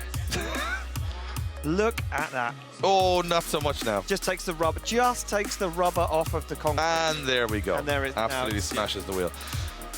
I feel so bad because up till then, that was sensational driving from both of those guys. And we expected to see, now we know Correa is not allowed to put a tire back on a rim, so the automatic win will go back to Adam Zalewski because we cannot start a run with a debeated tire. So this is going to be half the battle done, and Adam Zalewski moving through to the top four, as far as I can tell at this moment in time. Unless the judges spotted something else, but it looked pretty cut and dry to me. Yeah, no, from where I'm sitting and from what I'm hearing in my headset, Dave, that that wasn't caused by any contact because obviously Zalewski was on the opposite side of the car, and unfortunately I think that's just coming down to Diego Correa and the crew letting the tyres down as low as possible to try and drive away from Zalewski. I don't think I have the emotional capacity for this event. I'm up on cloud 9 with Connor Shannon now. I feel sad for Diego Correa. We're kind of happy and delighted for Adam Zalewski to be finally getting back to those top fours. If you're a drift fan, it's got everything. It's got everything and more. Too much, if you ask me. Sometimes. Too much sometimes. Too much. So here we head, Bo, that obviously Correa's going to have to trundle down on one rear tyre to get his result. It's going to be a formality as Zalewski goes through to the final four. So we are going to see Connor Shanahan versus Adam Zalewski in the final four. I don't know if I've got I don't know if I've got the energy for battles like that. Two of the same car, two young guns in the sport, two guys that want to win it. We've seen those two guys go head-to-head a few times now, Dave, and it's always ended in fireworks. Never disappoints. No. And now we know that it's going to be Adam Zalewski taking the win. He's going for a little parade lap around, just say hello to the fans, thank everybody. Correa's not going to do that because he's obviously got one tyre. One tyre. Yeah, and you know what? Look at the rubber laid down on the edge of the track. It's absolutely crazy. But Correa, I really feel if he hadn't debeated, that he would have given Zalewski one hell of a fight there. I think Correa was ready to go to the podium, but luck plays a big part in this, and he just was unlucky. Yeah, unfortunately. And he didn't drop off the track too severely, so it must have been just that he was running such low tire pressure. Yeah. He hits the concrete, just something, you know, maybe the rim just gives way. Oh, all of a sudden he's no tire. So he's still smiling. It's still a top 8 finish. It's still his best result in Drift Masters to date. So he's all smiles. He's going to be feeling confident going into Sweden in 2 weeks. But Adam Zalewski himself will probably say, look, I've had some bad luck over the last couple of years. Now is my time to get back on that podium. He's going to see all of those judging decisions sweat to him.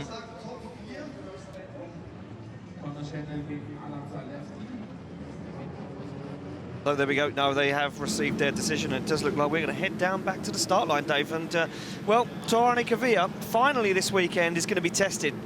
And the man who's going to test him is Alex Halovnia. Halovnia is going to sit there and say, well, you've had an easy ride, and now that easy ride is over.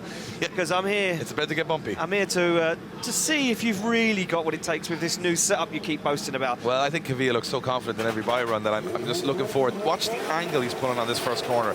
It just defies belief. Here we go. It's going to be Norway versus Ukraine. Kavia versus Halovnia into that first. Look at Halovnia firing into that first corner. Oh. Kavia with big angle through the first corner, but he keeps it wide, and now Halovnia is staying with him. Halovnia on a very shallow line here. It's going to hurt him just towards the end of the run. Makes it work. Halovnia making a big dive. Kavia going right to the edge of the circuit now as Halovnia tries to push up onto the door as they bounce through that inner cliff. It looks like Halovnia now will have to start getting the work done on the second half of the course. He tries to make the proximity a little bit closer. Does a good job on the late transition. Halovnia's got the pace here, but Kavia's also got the pace. Kavia pushes wide for that big run to the wall. A little late from Kavia, misses the outer zone, and Halovnia takes advantage and goes up onto the door. Very close battle between Kavia and Halovnia. Well, tested. Definitely got tested there, Halovnia. Look at this as we see them run down the back end of the circuit. And you can see Halovnia there making a dive. Trying to get himself into the mix. Just seeing... Oh, no, there wasn't contact. It was so close around the back end on that inner zone. You see Halovnia diving in here. Now, the only thing for me is the initiation, Dave. I'm going to go back to what Kevin O'Connor was talking about a few battles ago, and that was the initiation for Alex Halovnia. Side by side. Side by side. Didn't like it, Kev. Didn't like it. Kevin, the bad judge of the three judges. Sometimes a nice guy. Sometimes a nice guy. Sometimes a nice guy. He's putting his thumb up. They're all putting their thumbs up. Yeah. They're all saying, you're right. Again, this weekend, you've got it. You understand drifting. That's not where we wanted to see the chase car. No, and to be honest, they want to see them initiating towards the rear quarter panel of the car. Or the back. Or the door. But what they don't want to see is front wheel to front wheel or side by side, because it's distracting for the lead car. Because if you're initiating and a car is right beside you on the left, it might put you off, or it might put you on a wider line to avoid, and that's what they're looking for. That side-by-side initiation is not the correct way to enter the corner. So Halovnia is going to be marked down for that, but what we did see with, Zalewski, it's not marked down enough that it's like, all over. No. It's just a deduction. So Kavia may be carrying a small advantage here, but hey, he's got a chase for the first time this weekend. Let's see what Kavia's got, because he's got it all in the lead runs. Now it's the first time he's in the chase run. If he wants his first ever top 4 in a long time, he's got to go very close to that blue and yellow Ukrainian S15. Here we go, through the start line, through the chicane they come, flicking the car left to right, and look at this. Now Kavia goes for the side of the car. He's up on the inside as Kavia has the grip and the pace. Look how close he is. Halovnia drops the wheel off the edge of the circuit, gets to the outside zone 4, down the back of the circuit very early, makes a mistake, and Kavia adjusts himself to it, goes for the transition. Kavia, trying to get up in the business of Alex Halovnia through the middle of the track now. Halovnia puts himself in an awkward position, and that hurts Kavia. Kavia straightens up, shallows up the angle, looks once again for the side of that S15 as they transition onto the wall. A nicer job from Halovnia in that lead position as Kavia jumps up onto the door across the line. Wow, what a statement from Tor Arne Kavia. Incredible proximity. If you're putting it side by side there, it looked to me like Kavia had all the proximity in his chase run and adapted to a couple of mistakes from the lead run. Now watch this, not side by side on initiation, which I'm sure the judges will look at. And Kavia, look at the proximity. We don't see too many people go close so early in that first corner. They wait till later on, but Kavia took the risk and it paid off. Got to be said, Halovnia's lead run exceptional up to this point. Gets all of those outer zones, allowing Kavia the ability to get close with some predictability. On the transition, Kavia shortcuts the track a little bit, but he makes it work with the proximity. Halovnia in a good position here, but again, on the transition, Kavia holding back, not overcommitting. It's a very close one. Watch this as they come through. Halovnia now goes to the wall. Nice outer zone, better outer zone than Kavia there, and Kavia with much more proximity. So the judges will take their abacus of doom and slide those little beads left and right and see who's got the win at the end. Two formidable opponents. They're having a lot of fun out on track, and as you can see, they're so happy they got to this stage of the competition anyway, but the bonus now would be to go to the final 4. Alex Halovnia there, I think, is saying, you put a mark on the door. Here we go, scores are in. What way is it going to go, Kavia or Halovnia? It's Tor Arne Kavia. Kavia's going to the final 4. And the luck continues for the Norwegian sledgehammer, and he cannot believe it. Alex Halovnia, though, what an incredible competitor. And listen, a guy to get your eye on. Look at Kavia, he's stoked. And you know what? When he's in the zone, he's happy, the car works. He's a dangerous man to be battling, Dave. Well, I wouldn't like to battle him because he looks like he's on. We checked how lead run, check, and now chase run, check. So he has got both sides of the battles ready to rock and roll. He's going to have a very tough competitor in either Peter Wieńczek or Jack Shannon in the final 4. So definitely not, an easy up from here to the top 2 or to the top of the podium. But he's smiling, he's confident, the car is working. The bad luck, I'm not going to jinx him, seems to be away this weekend. you know what? If anyone's going to give Jack Shanahan or Peter Wiancek a run for that final, it's going to be him. But that's where we head next. Jack Shanahan versus Peter Wiancek. Well, you talk about pace in cars. Well, here's the two fastest men on the grid going head-to-head to try and get into the final four. Now, both have good scoring points, both top four finishers at round one, both in the championship hunt. This will be big. Here we go. It is the top 8 battle, the final top 8 battle between Wiancek and Shanahan. Here we go, through the gears up to 80 miles an hour and firing it down the hill. Wow, look at Shanahan. He's closer than anyone's been to the back end of Peter Wiancek's S15. Shanahan has the pace to keep up with him. Oh, Shanahan falls off circuit. Shanahan falls off circuit. He cannot hang with Peter Wiancek, and maybe a problem with Shanahan's car. Yeah, I think that might have been just pushing too hard. Just couldn't stay at the level of pace and grip of Peter Wiancek. Trying to follow him on the same line, and all of a sudden the grip just let go, and Shanahan did a good job to stay out of those barriers, to stay out of doing any damage to the car. But it looks like Peter Wiancek will take a massive advantage and put 1 foot into the final four. But it can all swing the other way so quickly here. But I'm looking at the reigning champion with a massive advantage, not the place Jack Shanahan wants to be. No, certainly not. And we see Jack Shanahan now making his way back to the back end of the grid. Let's take a look back at this, and look at Shanahan, so close.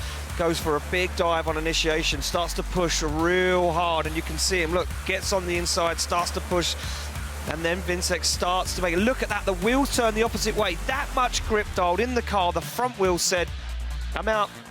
That's complete understeer. So you can see Shanahan understeers the car straight off the track. Too much grip in the back of the car. Front tires completely overpowered. Passenger from that point on.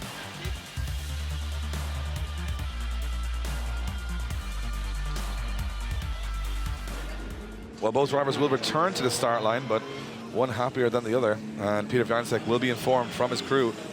Just get around, Peter. Just get around, and you're in the top 4. I mean, wow.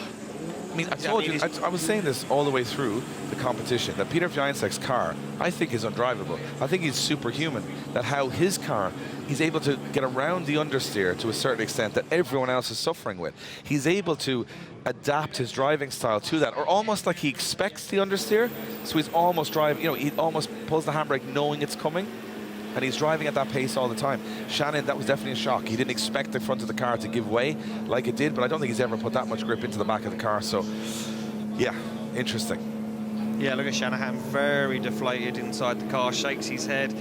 And our Starline Marshal Martin just going to check it out, just see if that car is safe to run. There isn't any issues with that car. He was very lucky, only went onto the grass, managed to drive it back to the back end of the circuit. Now Shanahan sits in that lead position, and he knows this is all over pretty much, and he's just going to have to try and do everything he can for that lead position, but there's not much he can do, Dave.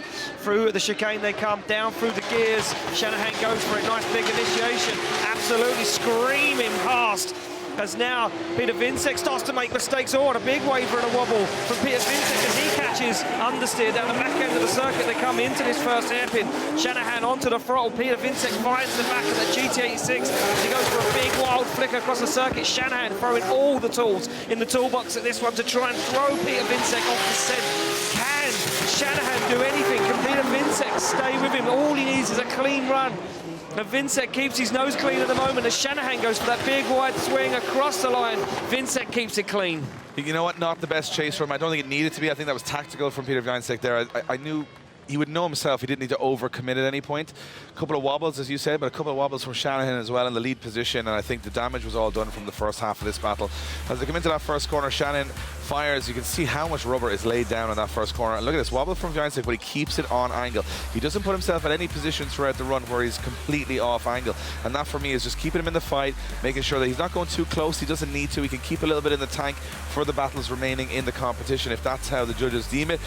But Shanahan throwing massive angle at all the corners, trying to upset Peter Wiancek. You can see Wiancek's car struggling on and off throttle, being really slowed down on the inside of those hairpins. And right here, Peter Wiancek, you can see very minimal angle here, but he keeps it going. Shanahan does a good job towards the end of the course, but it's a little bit too late for Jack Shanahan. That big error, that understeer, that going off track, I think will decide this one, and probably see Peter Wiancek move through to the top 4, and deserve a top 4 space for Peter Wiancek. He's been gambling on this setup all day, this super gripped up setup. So far, it hasn't come unstuck. No, it's been working for him, Dave, and he's been working and working and working, and now he's getting into that groove, and he's starting to, answer the question the judges are asking about more angle, more smoke. Decision is in. Pretty simple one, if you ask me. And there we go. Peter Vincek makes it through to the final four. Very dejected Jack Shanahan ends his weekend there, and Peter says, "Closer, I'm getting closer." Well, the thing is right now is that Jack Shanahan, you know, he's finished top 4 and top 8 at the first 2 rounds. Definitely don't count him out of the championship hunt at this stage. It's been a solid weekend for Shanahan, especially when he, you know, in every interview, he's saying he's not comfortable in the car, and, you know, a top 8 finish, not comfortable in the car. You know, he can go to Sweden, he can make up for all of the mistakes there. But Viansek, for the rest of the grid, is a problem now because he's moving into the final 4. He's starting to put big points on the board for the championship early on. But Tor Arne Kavia will be watching on right now and saying, you know what, this is just might be my day. I just hope that Kavia doesn't make the mistake that most of the other people have done, that when they come to battle Peter and grip the car up too much and cause their own issues. So we are now down to the finals. We've seen 55 drivers knocked to 32. We are now down to the final 4 competitors. Here we go. It's the semi-finals.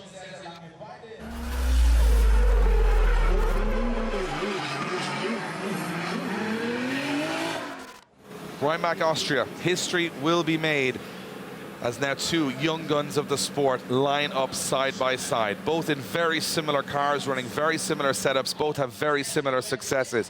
But one thing that Zalewski has that Shanahan hasn't is that European title in his trophy cabinet. That's what Shanahan wants this year. He needs to go to the final. To stay in the hunt for that, he needs to take down a very on-form Adam Zalewski. These guys have met numerous times in the past, and it has been pretty even which way it's gone in the past. Right now, none of that matters. It's all about 2 runs and a shot at the final. Zalewski will lead them in as the higher qualifier. Shanahan will be the chase driver, and if Shanahan can reproduce what he did against James Dean, he is going to be in with a big shout here, but he's got to go from it from the off.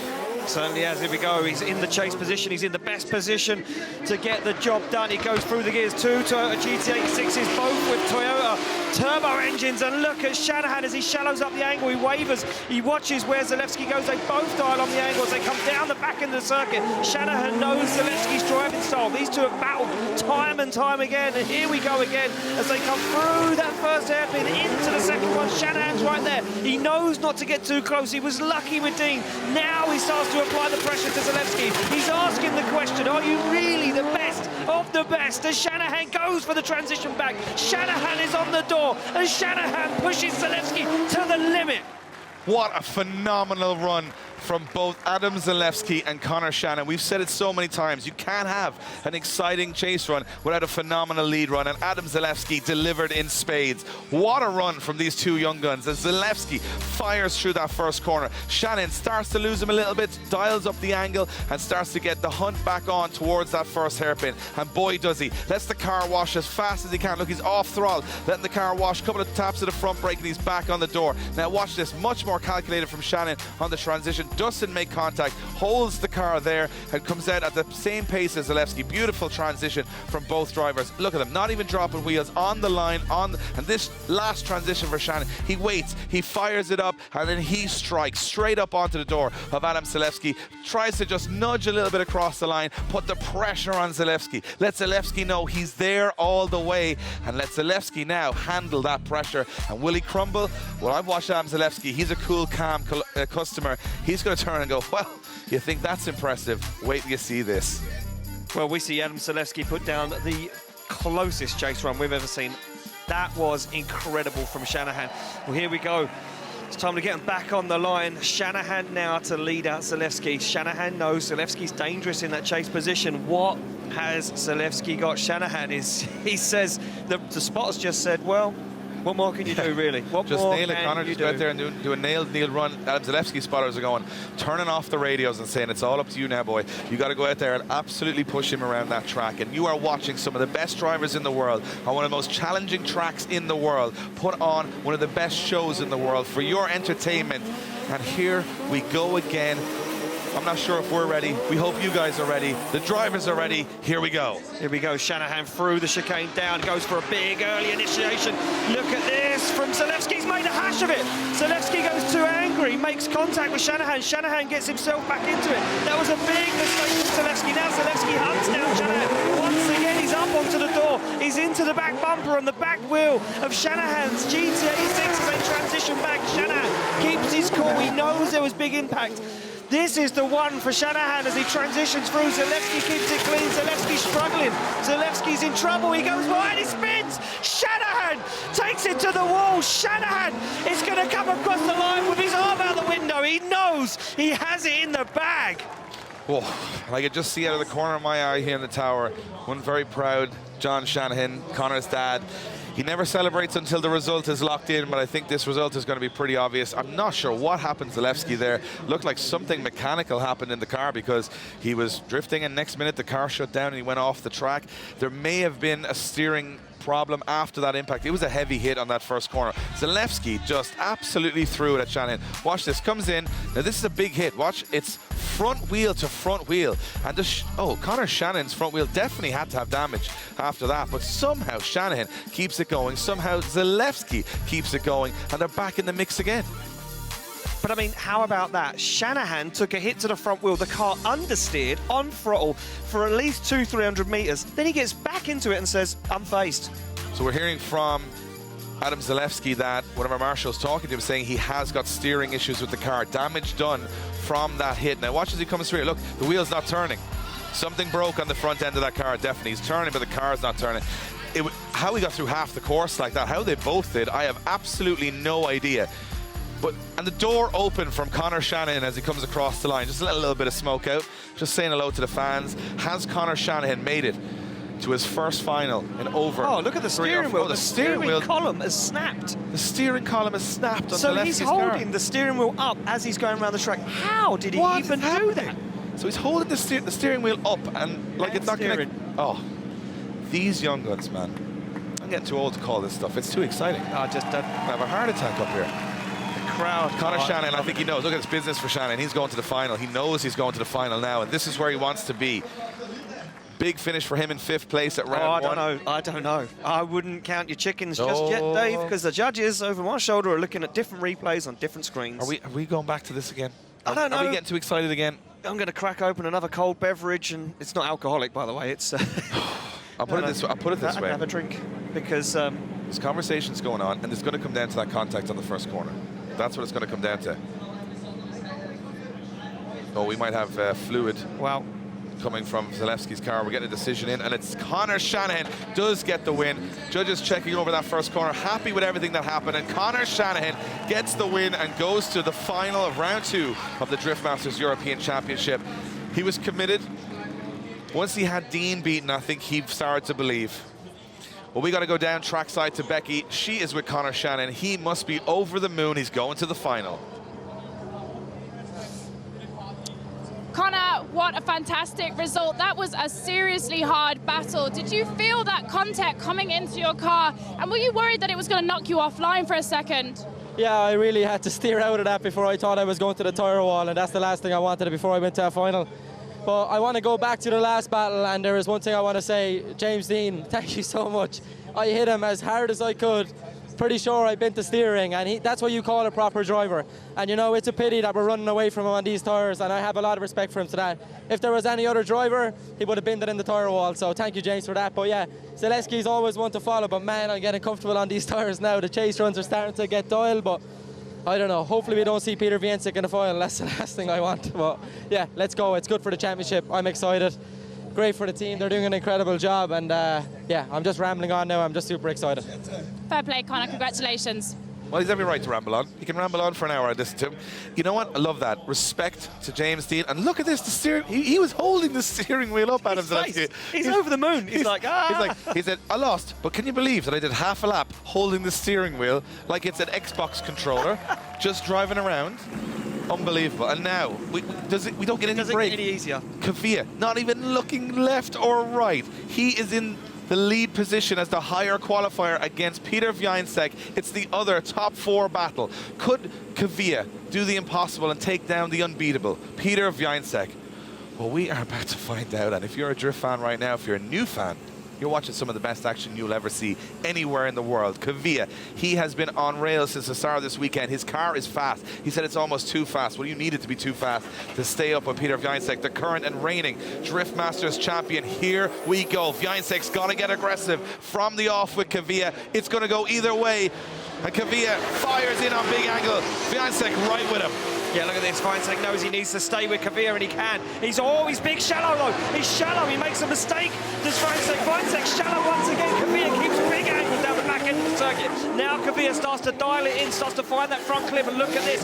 Wiańczek's right there with him, though, as they come through the second hairpin. Look at this from Wiańczek. He's onto the door of Kvia as Kvia transitions back, starts to apply the pressure, starts to apply the power, but Wiańczek is right there. He's onto the side of the car as Kvia goes for the wall. Wiańczek finds himself planted onto the door and across the line. Wow, that's unbelievable from Peter Wiańczek. Absolutely unbelievable. A bee flew up to the camera and said, "Can you believe this action?" Can you believe this? Yeah. Yeah, I get it. Now watch this initiation from Peter Wiańczek. He stays shallow. He knows he's got to match the pace, right? Clever. Now he starts to rein him in. But as you mentioned, little wobble comes up from Wiańczek here. Massive straight and understeer. Straightens up, understeers. Kvia's on full commitment. Now I think Kvia, he's flying here, but I think Wiańczek knows he's got a mistake there, so he starts to just turn it up to 11 from here. He goes right to the door with Kvia as they come through this inner clip, and from here, Wiańczek playing a phenomenal game. Look, lurches forward, up onto the door of Kvia, doesn't make contact. There is nothing between the two cars, and another phenomenal transition here from Wiańczek as he starts to creep up closer. But the really impressive part is this. It looks like he's going to get caught on the inside, doesn't get caught on the inside, slides the car right up onto the door of Kvia as they come across that final clipping zone. Kvia, the question is, has he got the pace to stay with Wiańczek? But he's certainly got the commitment. Wiańczek, I think, taking a small advantage there, but Kvia right in it because he's got such a good lead run. Wiańczek maybe has a wobble. I don't know, Ian. Come on. I'm giving you the face, Dave. I don't know. We're going to be split down the middle of this one. I think Kvia takes an advantage from that lead position. Yeah, that was a big mistake from Wiańczek. Then he got all that proximity towards the end. That was really good. Hey, that was a blatant straighten. We don't have to make any decisions. All we got to do is sit back and enjoy what's about to happen next. 60 seconds of two of the best in the business going at over 80 miles an hour sideways in two incredible machines. Poland versus Norway, Wiańczek versus Kvia, a spot in the final up for grabs, and Kvia's going for it. Oh, Kvia's there. Kvia is hot and hungry. Look at this as Kvia goes wide. Now starts to shallow up a little bit. Oh, Wiańczek makes another big error. He drops a wheel off the circuit. Kvia holds it on angle. He says, "That's not how you do it, buddy." They come down into the first hairpin.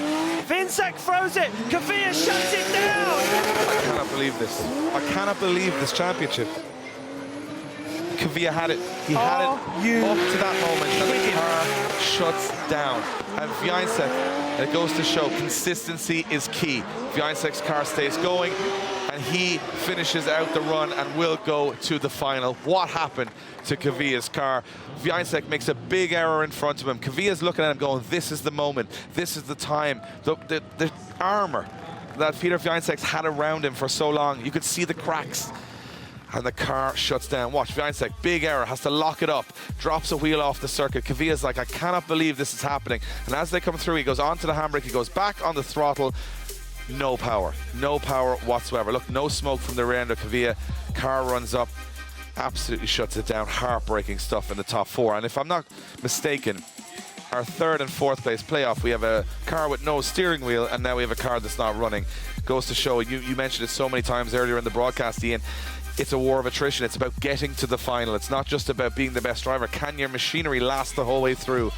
And after, a couple of very lucky moments throughout the whole competition for Kvia with some by-runs, it comes back to haunt him with some more bad luck. You just can't write this stuff. It's heartbreaking stuff. It's sport, right? It's how it works. It's all emotion.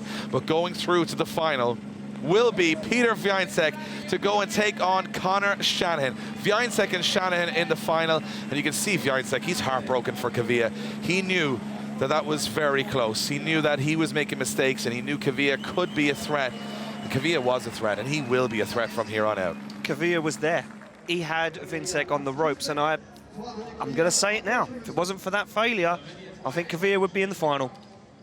But that's, hearsay. It's hearsay. At the end Objection. of the day, it doesn't matter, because at the end of the day, your car has to make it across two runs, and how many drivers this whole weekend have had mechanical failures, knocked them out of competition entirely? I cannot believe that. I'm also looking forward to a Conor Shanahan absolutely on form against James Dean and against Adam Zalewski, now going against Wiańczek. But we're going back down to Becky. We got to have a talk with the guys on the track. Becky, incredible scenes here in Austria. Peter, that for a moment was starting to look a little bit scary for you there, but how grateful were you when you saw that Tor's car suddenly shut down and it was going to be in your favour? Yeah, at first I was thinking that was because of me, because of my first mistake. I was simply lucky this time, and I'm in a final, so that's a good news. But yeah, I need to try hard in the final, definitely, to deliver my best, and I will try to do it. Everybody is talking about the grip that you have dialed into your car, is saying that this thing is almost undrivable. But are you ready ahead of your final? Are you going to put any more into the car? No, I would love to put less, to be honest, but this is the only way that we can complete 2 laps without struggling in the second one, so that's our choice, and we'll see. It's a hard one, but you never know. We'll see. Good luck for the next round, Peter. Thank you very much. What sport in the world does a man get congratulated on winning the semi-final and going to the final, look so dejected because his opponent couldn't make it to the finish line? If that doesn't give you everything about the character of Peter Wiańczek, well, I don't know what will. He is a champion. He's an amazing driver. But to show so much humility against his opponent right there, that is why I love this championship. Because Peter knows he made a mistake. Peter likes to be clinical, he likes to be clean, he likes it done properly, he likes things to be absolutely pinpoint perfect. And he knew he made a mistake. And he knew Kvyat, rightly, deserved that win and to go through to the final. You want to know what happened with Kvyat's car? The throttle cable snapped. You're, what, a €2 piece? Yeah, €2 piece, snapped on the car, and just lost him the battle of his life. And that means, you know, we're looking at the hot pits here of Conor Shanahan just trying to cool down a little bit. And Conor will know he's going up against Peter Wiańczek now. He's getting onto the social media just to say to everyone, well, I might not come out of this one. So for now, I'm going to push as hard as I can. He's got his brother Jack Shanahan right there beside him. They're going to have a little team talk there to make sure they've got the right settings on that car. What I'm interested to hear from Peter Wiańczek is the fact that the reason he's running so much grip in the car is to not over-smoke the tyre, so that by the end of the second run, he still has tyre on the car. Yeah. So it's not, you know, what we may have previously thought, which was, you know, just to make the car as fast as possible. It's the only way you can get that car with that much power to still have grip at the end of the second run. Yeah, and look, it's not a tactical move. It's necessity. It's a necessity. He has to do it to survive over the course of the 2 runs, and rightly so. And here we go. This is it, Dave. Well, Kvyat has to put a throttle cable on his car. I'm presuming Adam Zalewski needs to have a steering wheel somewhat attached to the dashboard of the car to continue in the next run, and I think Zalewski will probably be able to fix that problem. Kvyat, we're not too sure, but those guys, I mean, we get to see that almost as a bonus battle. A what could have been battle, I think, is what that's going to be. But, I mean, right now, after the performance they've put on, I don't want to see Zalewski or Kvyat not go home with a trophy, but that's the reality. One is going to get third step on the podium, one is going to go home with nothing. That's the harshness of the sport. But we are in for a treat with not only Kvyat versus Zalewski, but wow, what a final. Wiańczek versus Shanahan. And we've watched Peter Wiańczek make mistakes, be on the ropes, look like he's going to lose the battle, and only for, maybe, I mean, we didn't see the second half of the run, so anything could have happened. He looked like Kvyat had his number. Does Shanahan have his number here? Well, it looks like Zalewski's team they're in the car, the helmet's on, which means they must have fixed the issue. Yeah, so it looks like they've fixed the issue now. You know, look, we're not that harsh here anyway. We're going to give Kvyat a few moments to get that car prepped and ready to rock and roll, because we do want to see that 3rd and 4th place playoff. Like you say, we don't want to see it come down to a technicality where Kvyat can't get that car back to the pits. If it is only a €2 part as a throttle cable, it should be an easier fix. And hopefully we'll see Kvyat pull into the hot pits in a minute, into the burnout box, and get ready for this 3rd and 4th place playoff. Zalewski, though. Yeah, Zalewski explained to our Starline Marshal, it's so much easier to drive this car when the steering wheel is attached to the dashboard. You know, it's so much easier. If you put the bolts in it and it holds itself up, oh, it's amazing. Yeah, when it's all like kind of going up and down, like a really you know, the adjustment on that steering wheel is a little bit over the top, in my opinion. But I can't believe he did half a lap with the steering wheel. He had to hold the steering wheel up, so he couldn't let his hands off the steering wheel, so therefore you can't transition, because when you're transitioning in a drift car, you're almost letting the wheel spin in your hands. But if the wheel isn't attached to the dashboard, It drops into your What lap. a scary moment, right? It drops down onto your knees, and then you've got to try and pick it up and turn. Yeah, I mean, it doesn't make any sense. Plus, you can't take your hand off to change gear or pull the handbrake. So, yeah, I mean, Zalewski done a good job there, and you can see Peter just taking a chilled little ride on his battery, looking after the planet, Dave. Well, what you've noticed there is, and I mean, you would think, huge superstar of drifting, right? Still gets nervous, still has. So what he's done there is he's gone away. He's gone away from everybody, from all the hustle and bustle, from all of the team talking and everything. He's gone off on his own just to ride his bike, to get his head clear. He's been making some errors. If he wants to win this event, he's got to calm down, you know, get a little bit of wind in his hair. He's got a little bit of hair to get it in. And he's going to basically try and just calm himself down. You know, the temperature, look at the sweat from the, he's just checking his hair there, Zalewski. It looks checking good. himself out, yeah. It looks good. These young kids, you know, they're all about the looks, the style. Yeah. The vibe. The vibe, Dave, yeah. And Jack Shannon now, this is a conversation I would love to be overhearing.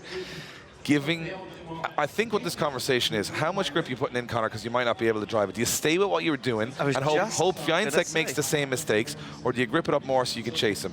That's the question right now. I think Connor is going to stay with the same setup he's had from James to Zalewski to Peter. He knows it. He knows what he's working with. He's not making mistakes. Not making any mistakes. And everyone want to say to him, Peter's not really happy with his driving this weekend. He's making mistakes. Yeah, he gets the proximity back through the centre part of the circuit where it's technical, but that long first corner, he makes the mistakes. So even if you can't be on the door, he's going to make that mistake regardless. And Peter has been making that mistake in the chase position all day. All day.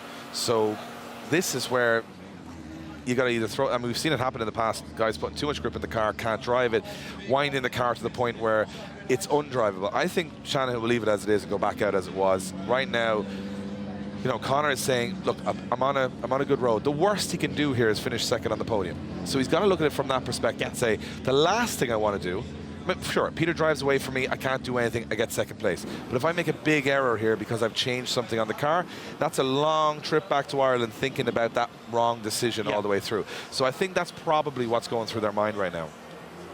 There we go, these guys just taking the opportunity to try and get the cars as cool as possible before they get them ready for the next run. And Zalewski's doing a bit of housekeeping. Doing a bit of housekeeping there, just keeping the car clean, looking after the products, as we await the return of Torane Kavir. And as I say, we're not that harsh here at the Drift Masters European Championship. We do allow these guys some time between their last battle and this third and fourth place playoffs to get the car fixed and ready to rock and roll. And Kavir's pits are quite far away from where the hot pit is.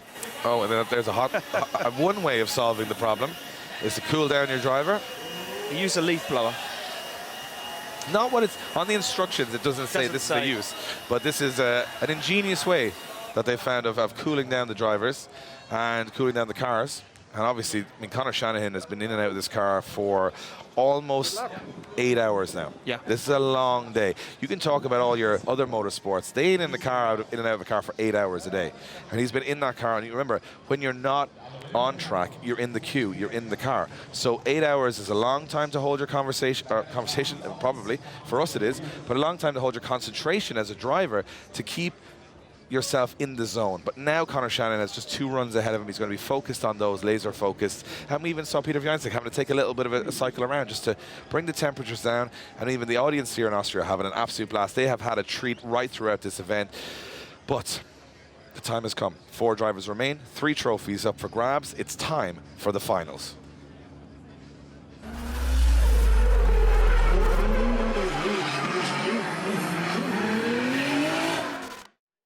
Well, we head to the final 2 battles of the day. Who's going to take third step on the podium? Will it be the Norwegian Kavir or will it be Zalewski? We haven't seen Kavir roll up towards that burnout area. Ian, are you hearing something in your headset? Yep, so I'm hearing something from my headset from the guys down in the truck. They're saying that this is it. They've given him the allotted amount of time that we give all drivers between their final battle and the third and fourth place playoff. That time is up. Now, there is a 2-minute clock that has started. That means that we've sent Adam Zalewski to the tyre warming area. He's going to try and get that tyres warmed up, get himself ready. Once that 2-minute runs out, Dave, if Kavir isn't in that tyre warming area or isn't on the line, it is over. Zalewski will take third place. The clock is ticking for Kavir. And we have no idea how or where he is or how close they are to fixing that. I'm sure the whole paddock is a flurry of action at Kavir's tent where they're trying to get that car ready. However, if he doesn't make it, and he will take 4th place, and Zalewski will take 3rd step, and the judges will go, finally, one decision this weekend is a little easier. It was easy, yeah. But we haven't seen any movement from the end of the pit area. And, you know, broken throttle cable, Ian, you're a man that knows your way around a car. Easy or difficult thing to fix? So, just getting told that the clock is ticking down. We are running out of time for Kvyat now. I was just saying, Ian, as you were listening to the marshals, not an easy thing to fix a throttle cable, or an easy thing? Pretty simple. Yeah? Pretty simple, yeah. If you've got the parts there ready to rock and roll. I can imagine that Kvyat would have been on the radio to his spotters and to his crew before he got back to the pit saying, we need a throttle cable, we need this, get the tyres ready, get the fuel ready, let's get people on all 4 corners of the cars, everyone working on it all at the same time. Look at this, a minute to go. Can Kvyat get it done? The tension is building. If today hasn't been hard enough already, now sitting here nervously waiting for Kvyat to pop round the corner there is driving me insane, Dave.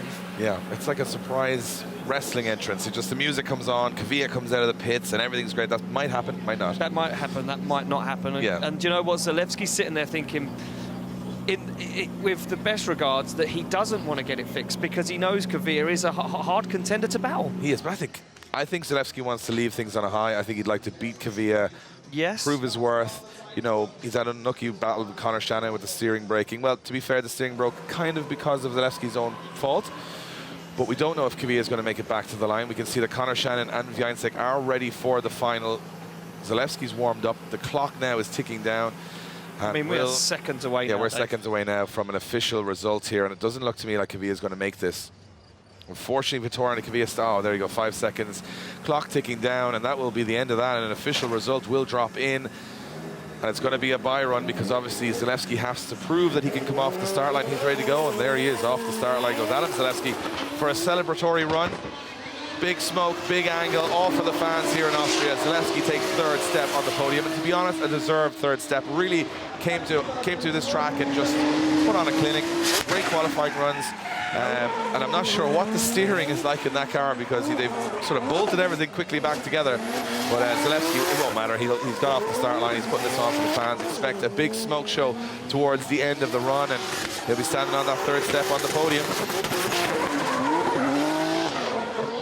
So there we go. Adam Zalewski fires that back bumper of that GT86 up into the wall.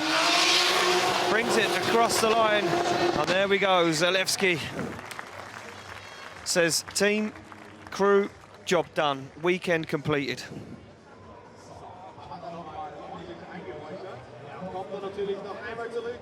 So Zalewski will make his way back down in front of the grandstand to the big screen to receive his decision.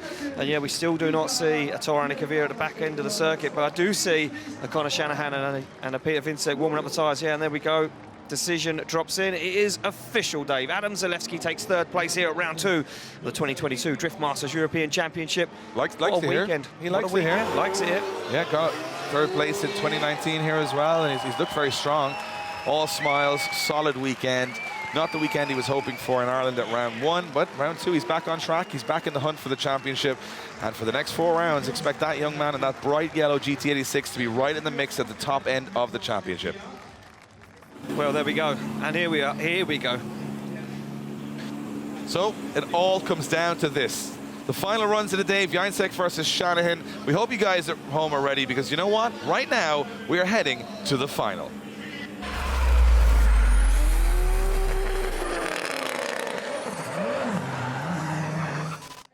One battle to decide it all. Wiańczyk, the current reigning champion and championship leader. He's been a little bit fortunate today, but he's still here, putting points on the board. Shanahan, he's taken down James Dean. He's taken down Zalewski. Can he do the triple threat and take down Wiańczyk? Well, if anyone can today, it's Conor Shanahan, and he has given himself a big run up here to try and get up close in the business of Peter Wiańczyk. It's the final battle of the day, and Shanahan's going for it here. He certainly is, Dave. Look at this, he goes for it. Wiańczyk starts to drive away. Shanahan on the inside of the circuit starts to apply the pressure. Big understeer moment for Conor Shanahan. He gets himself into it. He jumps over the curb. Now on the foot brake as he hunts down Peter Wiańczyk. Down through that first hairpin comes Conor Shanahan. He's gripped that car up to 100. He jumps onto the side of Wiańczyk's S15 through the second hairpin. Doesn't get himself caught this time as he now works his way into the groove. Over the jump they go down, looking for the wall, looking for the transition. Shanahan gets it done earlier. Wiańczyk takes the cones off the wall. Shanahan's on the back bumper. Wow! What a run from Wiańczyk and Shanahan. Conor Shanahan right with him throughout the course, lost a little bit of ground through the first corner. We expected that. We expected him to lose a little bit of ground there, but Conor Shanahan threw it in as close as he could to Viancevic, but right here loses. Watch the understeer. Look, watch the understeer. Conor Shanahan is driving on angle with all four wheels facing in the same direction. You have no idea how difficult that is to control. He had to do it to stay with Viancevic, and right here, from here, he does. He stays with the Polish superstar all the way through the course, hitting those inner clips. Viancevic on a very nice lead line, it must be said, absolutely spot on. Shanahan goes right up onto the door, waits to pounce, holds the car back, and then whoop, jumps through the smoke and gets back up onto the rear quarter panel of Peter Viancek's car. Not a lot of angle from Viancek there as he goes through the outer zone as Shanahan now dials it in for that last corner. And you can see Shanahan makes a bold dive through the smoke and up onto the door. He's got the proximity, a little bit of a wobble from Shanahan as Viancek takes it off across the line. Maybe a small advantage to Viancek over the run, however, it's small. Yeah, I'm inclined to agree there, Dave. Just a slight advantage for Vincek. Look at this. Look how close he gets to the edge of the circuit. And Vincek is on a knife edge at the moment. As our Marshal replaces the cones back onto the wall after Vincek took him down with the back end of that S15. What did they ever do to Peter Viancek? Yeah, They're just sitting there watching the action. They were in his way. They were like, excuse me, guys, if you wouldn't mind, boom. Okay, this is it. Could be, potentially, the final run of the day. It's been an incredible event, an incredible emotional roller coaster right from the start of qualifying. It's been one of the toughest events and most unpredictable I've ever watched in the history of the sport. That's only round 2 of the championship, but 2 championship contenders are starting to emerge, and they're going head to head right now in the final. Shanahan, he's been flawless in the lead. Viancek's been making some errors. If Viancek can get past those errors, he's going to win this. But if they creep in here, Shanahan could do the unthinkable and take down the reigning champion. That's what's on the line here in Austria. That's why they go into that first corner at that speed. And now we're about to find out who's going to take top step on the podium. Shanahan fires in on big angle. Viancek right with him. Yeah, Viancek's right there. Onto the side he goes. He looks for the back bumper. He starts to work himself into the group. Oh, and a wobble from Viancek. And Shanahan now dials on the angle even more. Viancek dials on the angle as they come down. Another wobble for Viancek in that chase position. Shanahan fires through that front clipping point as Viancek balances that S15 on the foot brake. In they go to the second hairpin. They come through. Viancek right on the back bumper. Late transition. Viancek gets himself up. He makes a massive error. Now dials on the angle as Vincek's desperately trying to catch up with Shanahan. Shanahan hammers the throttle through the floor. Could have Shanahan taken it? Whoa. I'm going to tell you one thing right now. I love this sport. I love this sport. I love this championship. I love these drivers. I love these fans. I love everything about it because anytime you think it's going to go one direction, it switches back the other way. I'm not too sure what the judges called in both, but to me, those mistakes from Viancek. One here, watch, very little angle, little straight in there as he comes down. Then there's another. Watch this as they come to this point of the track. He handbrakes early. He makes it work, but it's not clean. But it's, as you said, at the next hairpin. This is where it all happens. Shanahan, clever, hangs the car out wide. Knows Viancek is stuck on very low revs here, and he has to stall up late transition. Shanahan says, see you later, buddy. And look at this. Viancek has to straighten to stay with him. Now watch Viancek. Desperate transition here. Not close as Shanahan was. In my personal opinion, I'm not saying anything. Wow, if you're talking about on the fence, we're talking about on the fence. I am sitting up there going, nothing to do with me. Right at the top. Right at the top. Right at the top of the fence. Look at this from Shanahan. You couldn't use the wheel. any more of the tarmac. That was so clever. He used all of that second hairpin to really stall Peter up. And Peter was like, well, I don't know. I don't know. Peter had nowhere to go. Incredible. Well, they're out of the cars. I'll tell you one thing. Conor Shanahan, he's in the mix here. He's in it. Viancek's not sure. I'm not sure. Not as much proximity from Shanahan on the first corner. Mistakes from Viancek. We would almost have predicted it going into the battle. It's kind of a tale of what they've been doing all day. But the final result of round 2 of the Drift Masters European Championship, it looks like the judges have locked in their results. We're going to find a winner here. Someone is taking top step on the podium, but who is it going to be? Will it be Wiesek? Will it be Shanahan? It's Conor Shanahan! Conor Shanahan wins round 2 of the Drift Masters European Championship. He's done it. He's beaten James Dean, he's beaten Adam Zalewski, he's beaten Peter Wiesek, and he's ready to beat everyone for the rest of the year. Wiesek will take home the most amount of points. He will still stay leader of the championship, but Shanahan is coming for blood here. Wow, Ian, what a day, what an event, what a bunch of drivers. And I mean, does it get any better than that, Dave? Today was nothing short of spectacular. Shanahan can't believe it. The crowd have gone wild. The local commentators are looking at me saying, we have goosebumps. What an event. The crew all down there now with Shanahan. Unbelievable. From the first moment in qualifying yesterday to the final battle today, Austria has delivered, and Conor Shanahan has been the man to beat today. He has put on an absolute masterclass of competitive driving. So there we go. The crowds start to fill the circuit. Those guys are going to make their way down onto the track, and we're going to get our 3 guys onto the podium in a few moments' time. It will be Adam Zalewski in 3rd place, Conor Shanahan to take top split, and it will be Wiesek to take 2nd. Becky, I'm coming down to you. Conor, you're with him. Conor, emotions are flying high. I can see by your face how much this means to you. I'm not going to ask you how you're feeling because I know already, but what is going through your mind right now? Yeah, I thought I'd shown it away after the first run. It's so difficult to chase drive on these tyres. You're kind of like on the limit, but I just done what I could in the lead run, and this is how I meant to start this championship. I came back for one reason only this year, and that's to try win this. And Peter Wiesek, it's a fight now, that's for sure. But yeah, to be honest, this one means a lot. I thought about this one all week, and it's a little bit special now.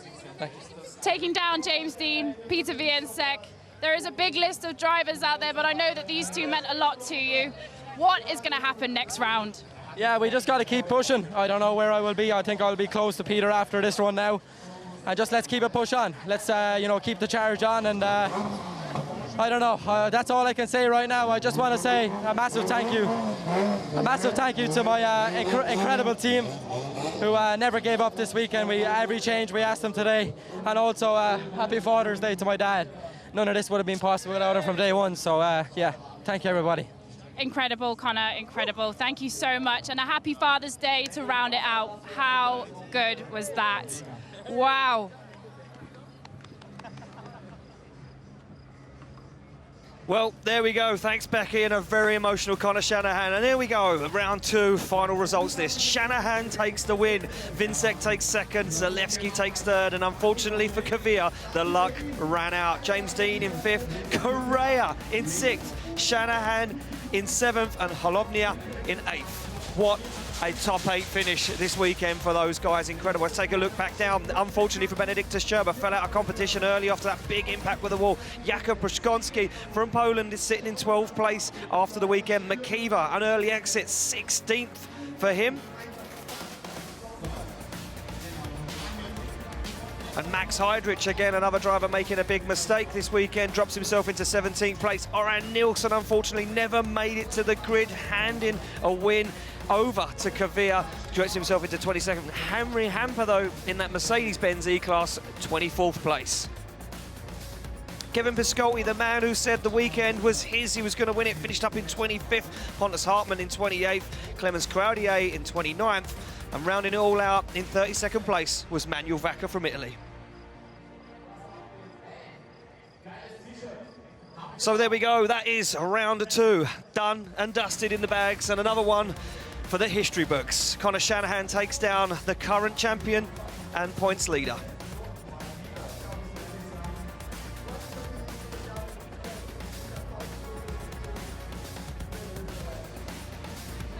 So now,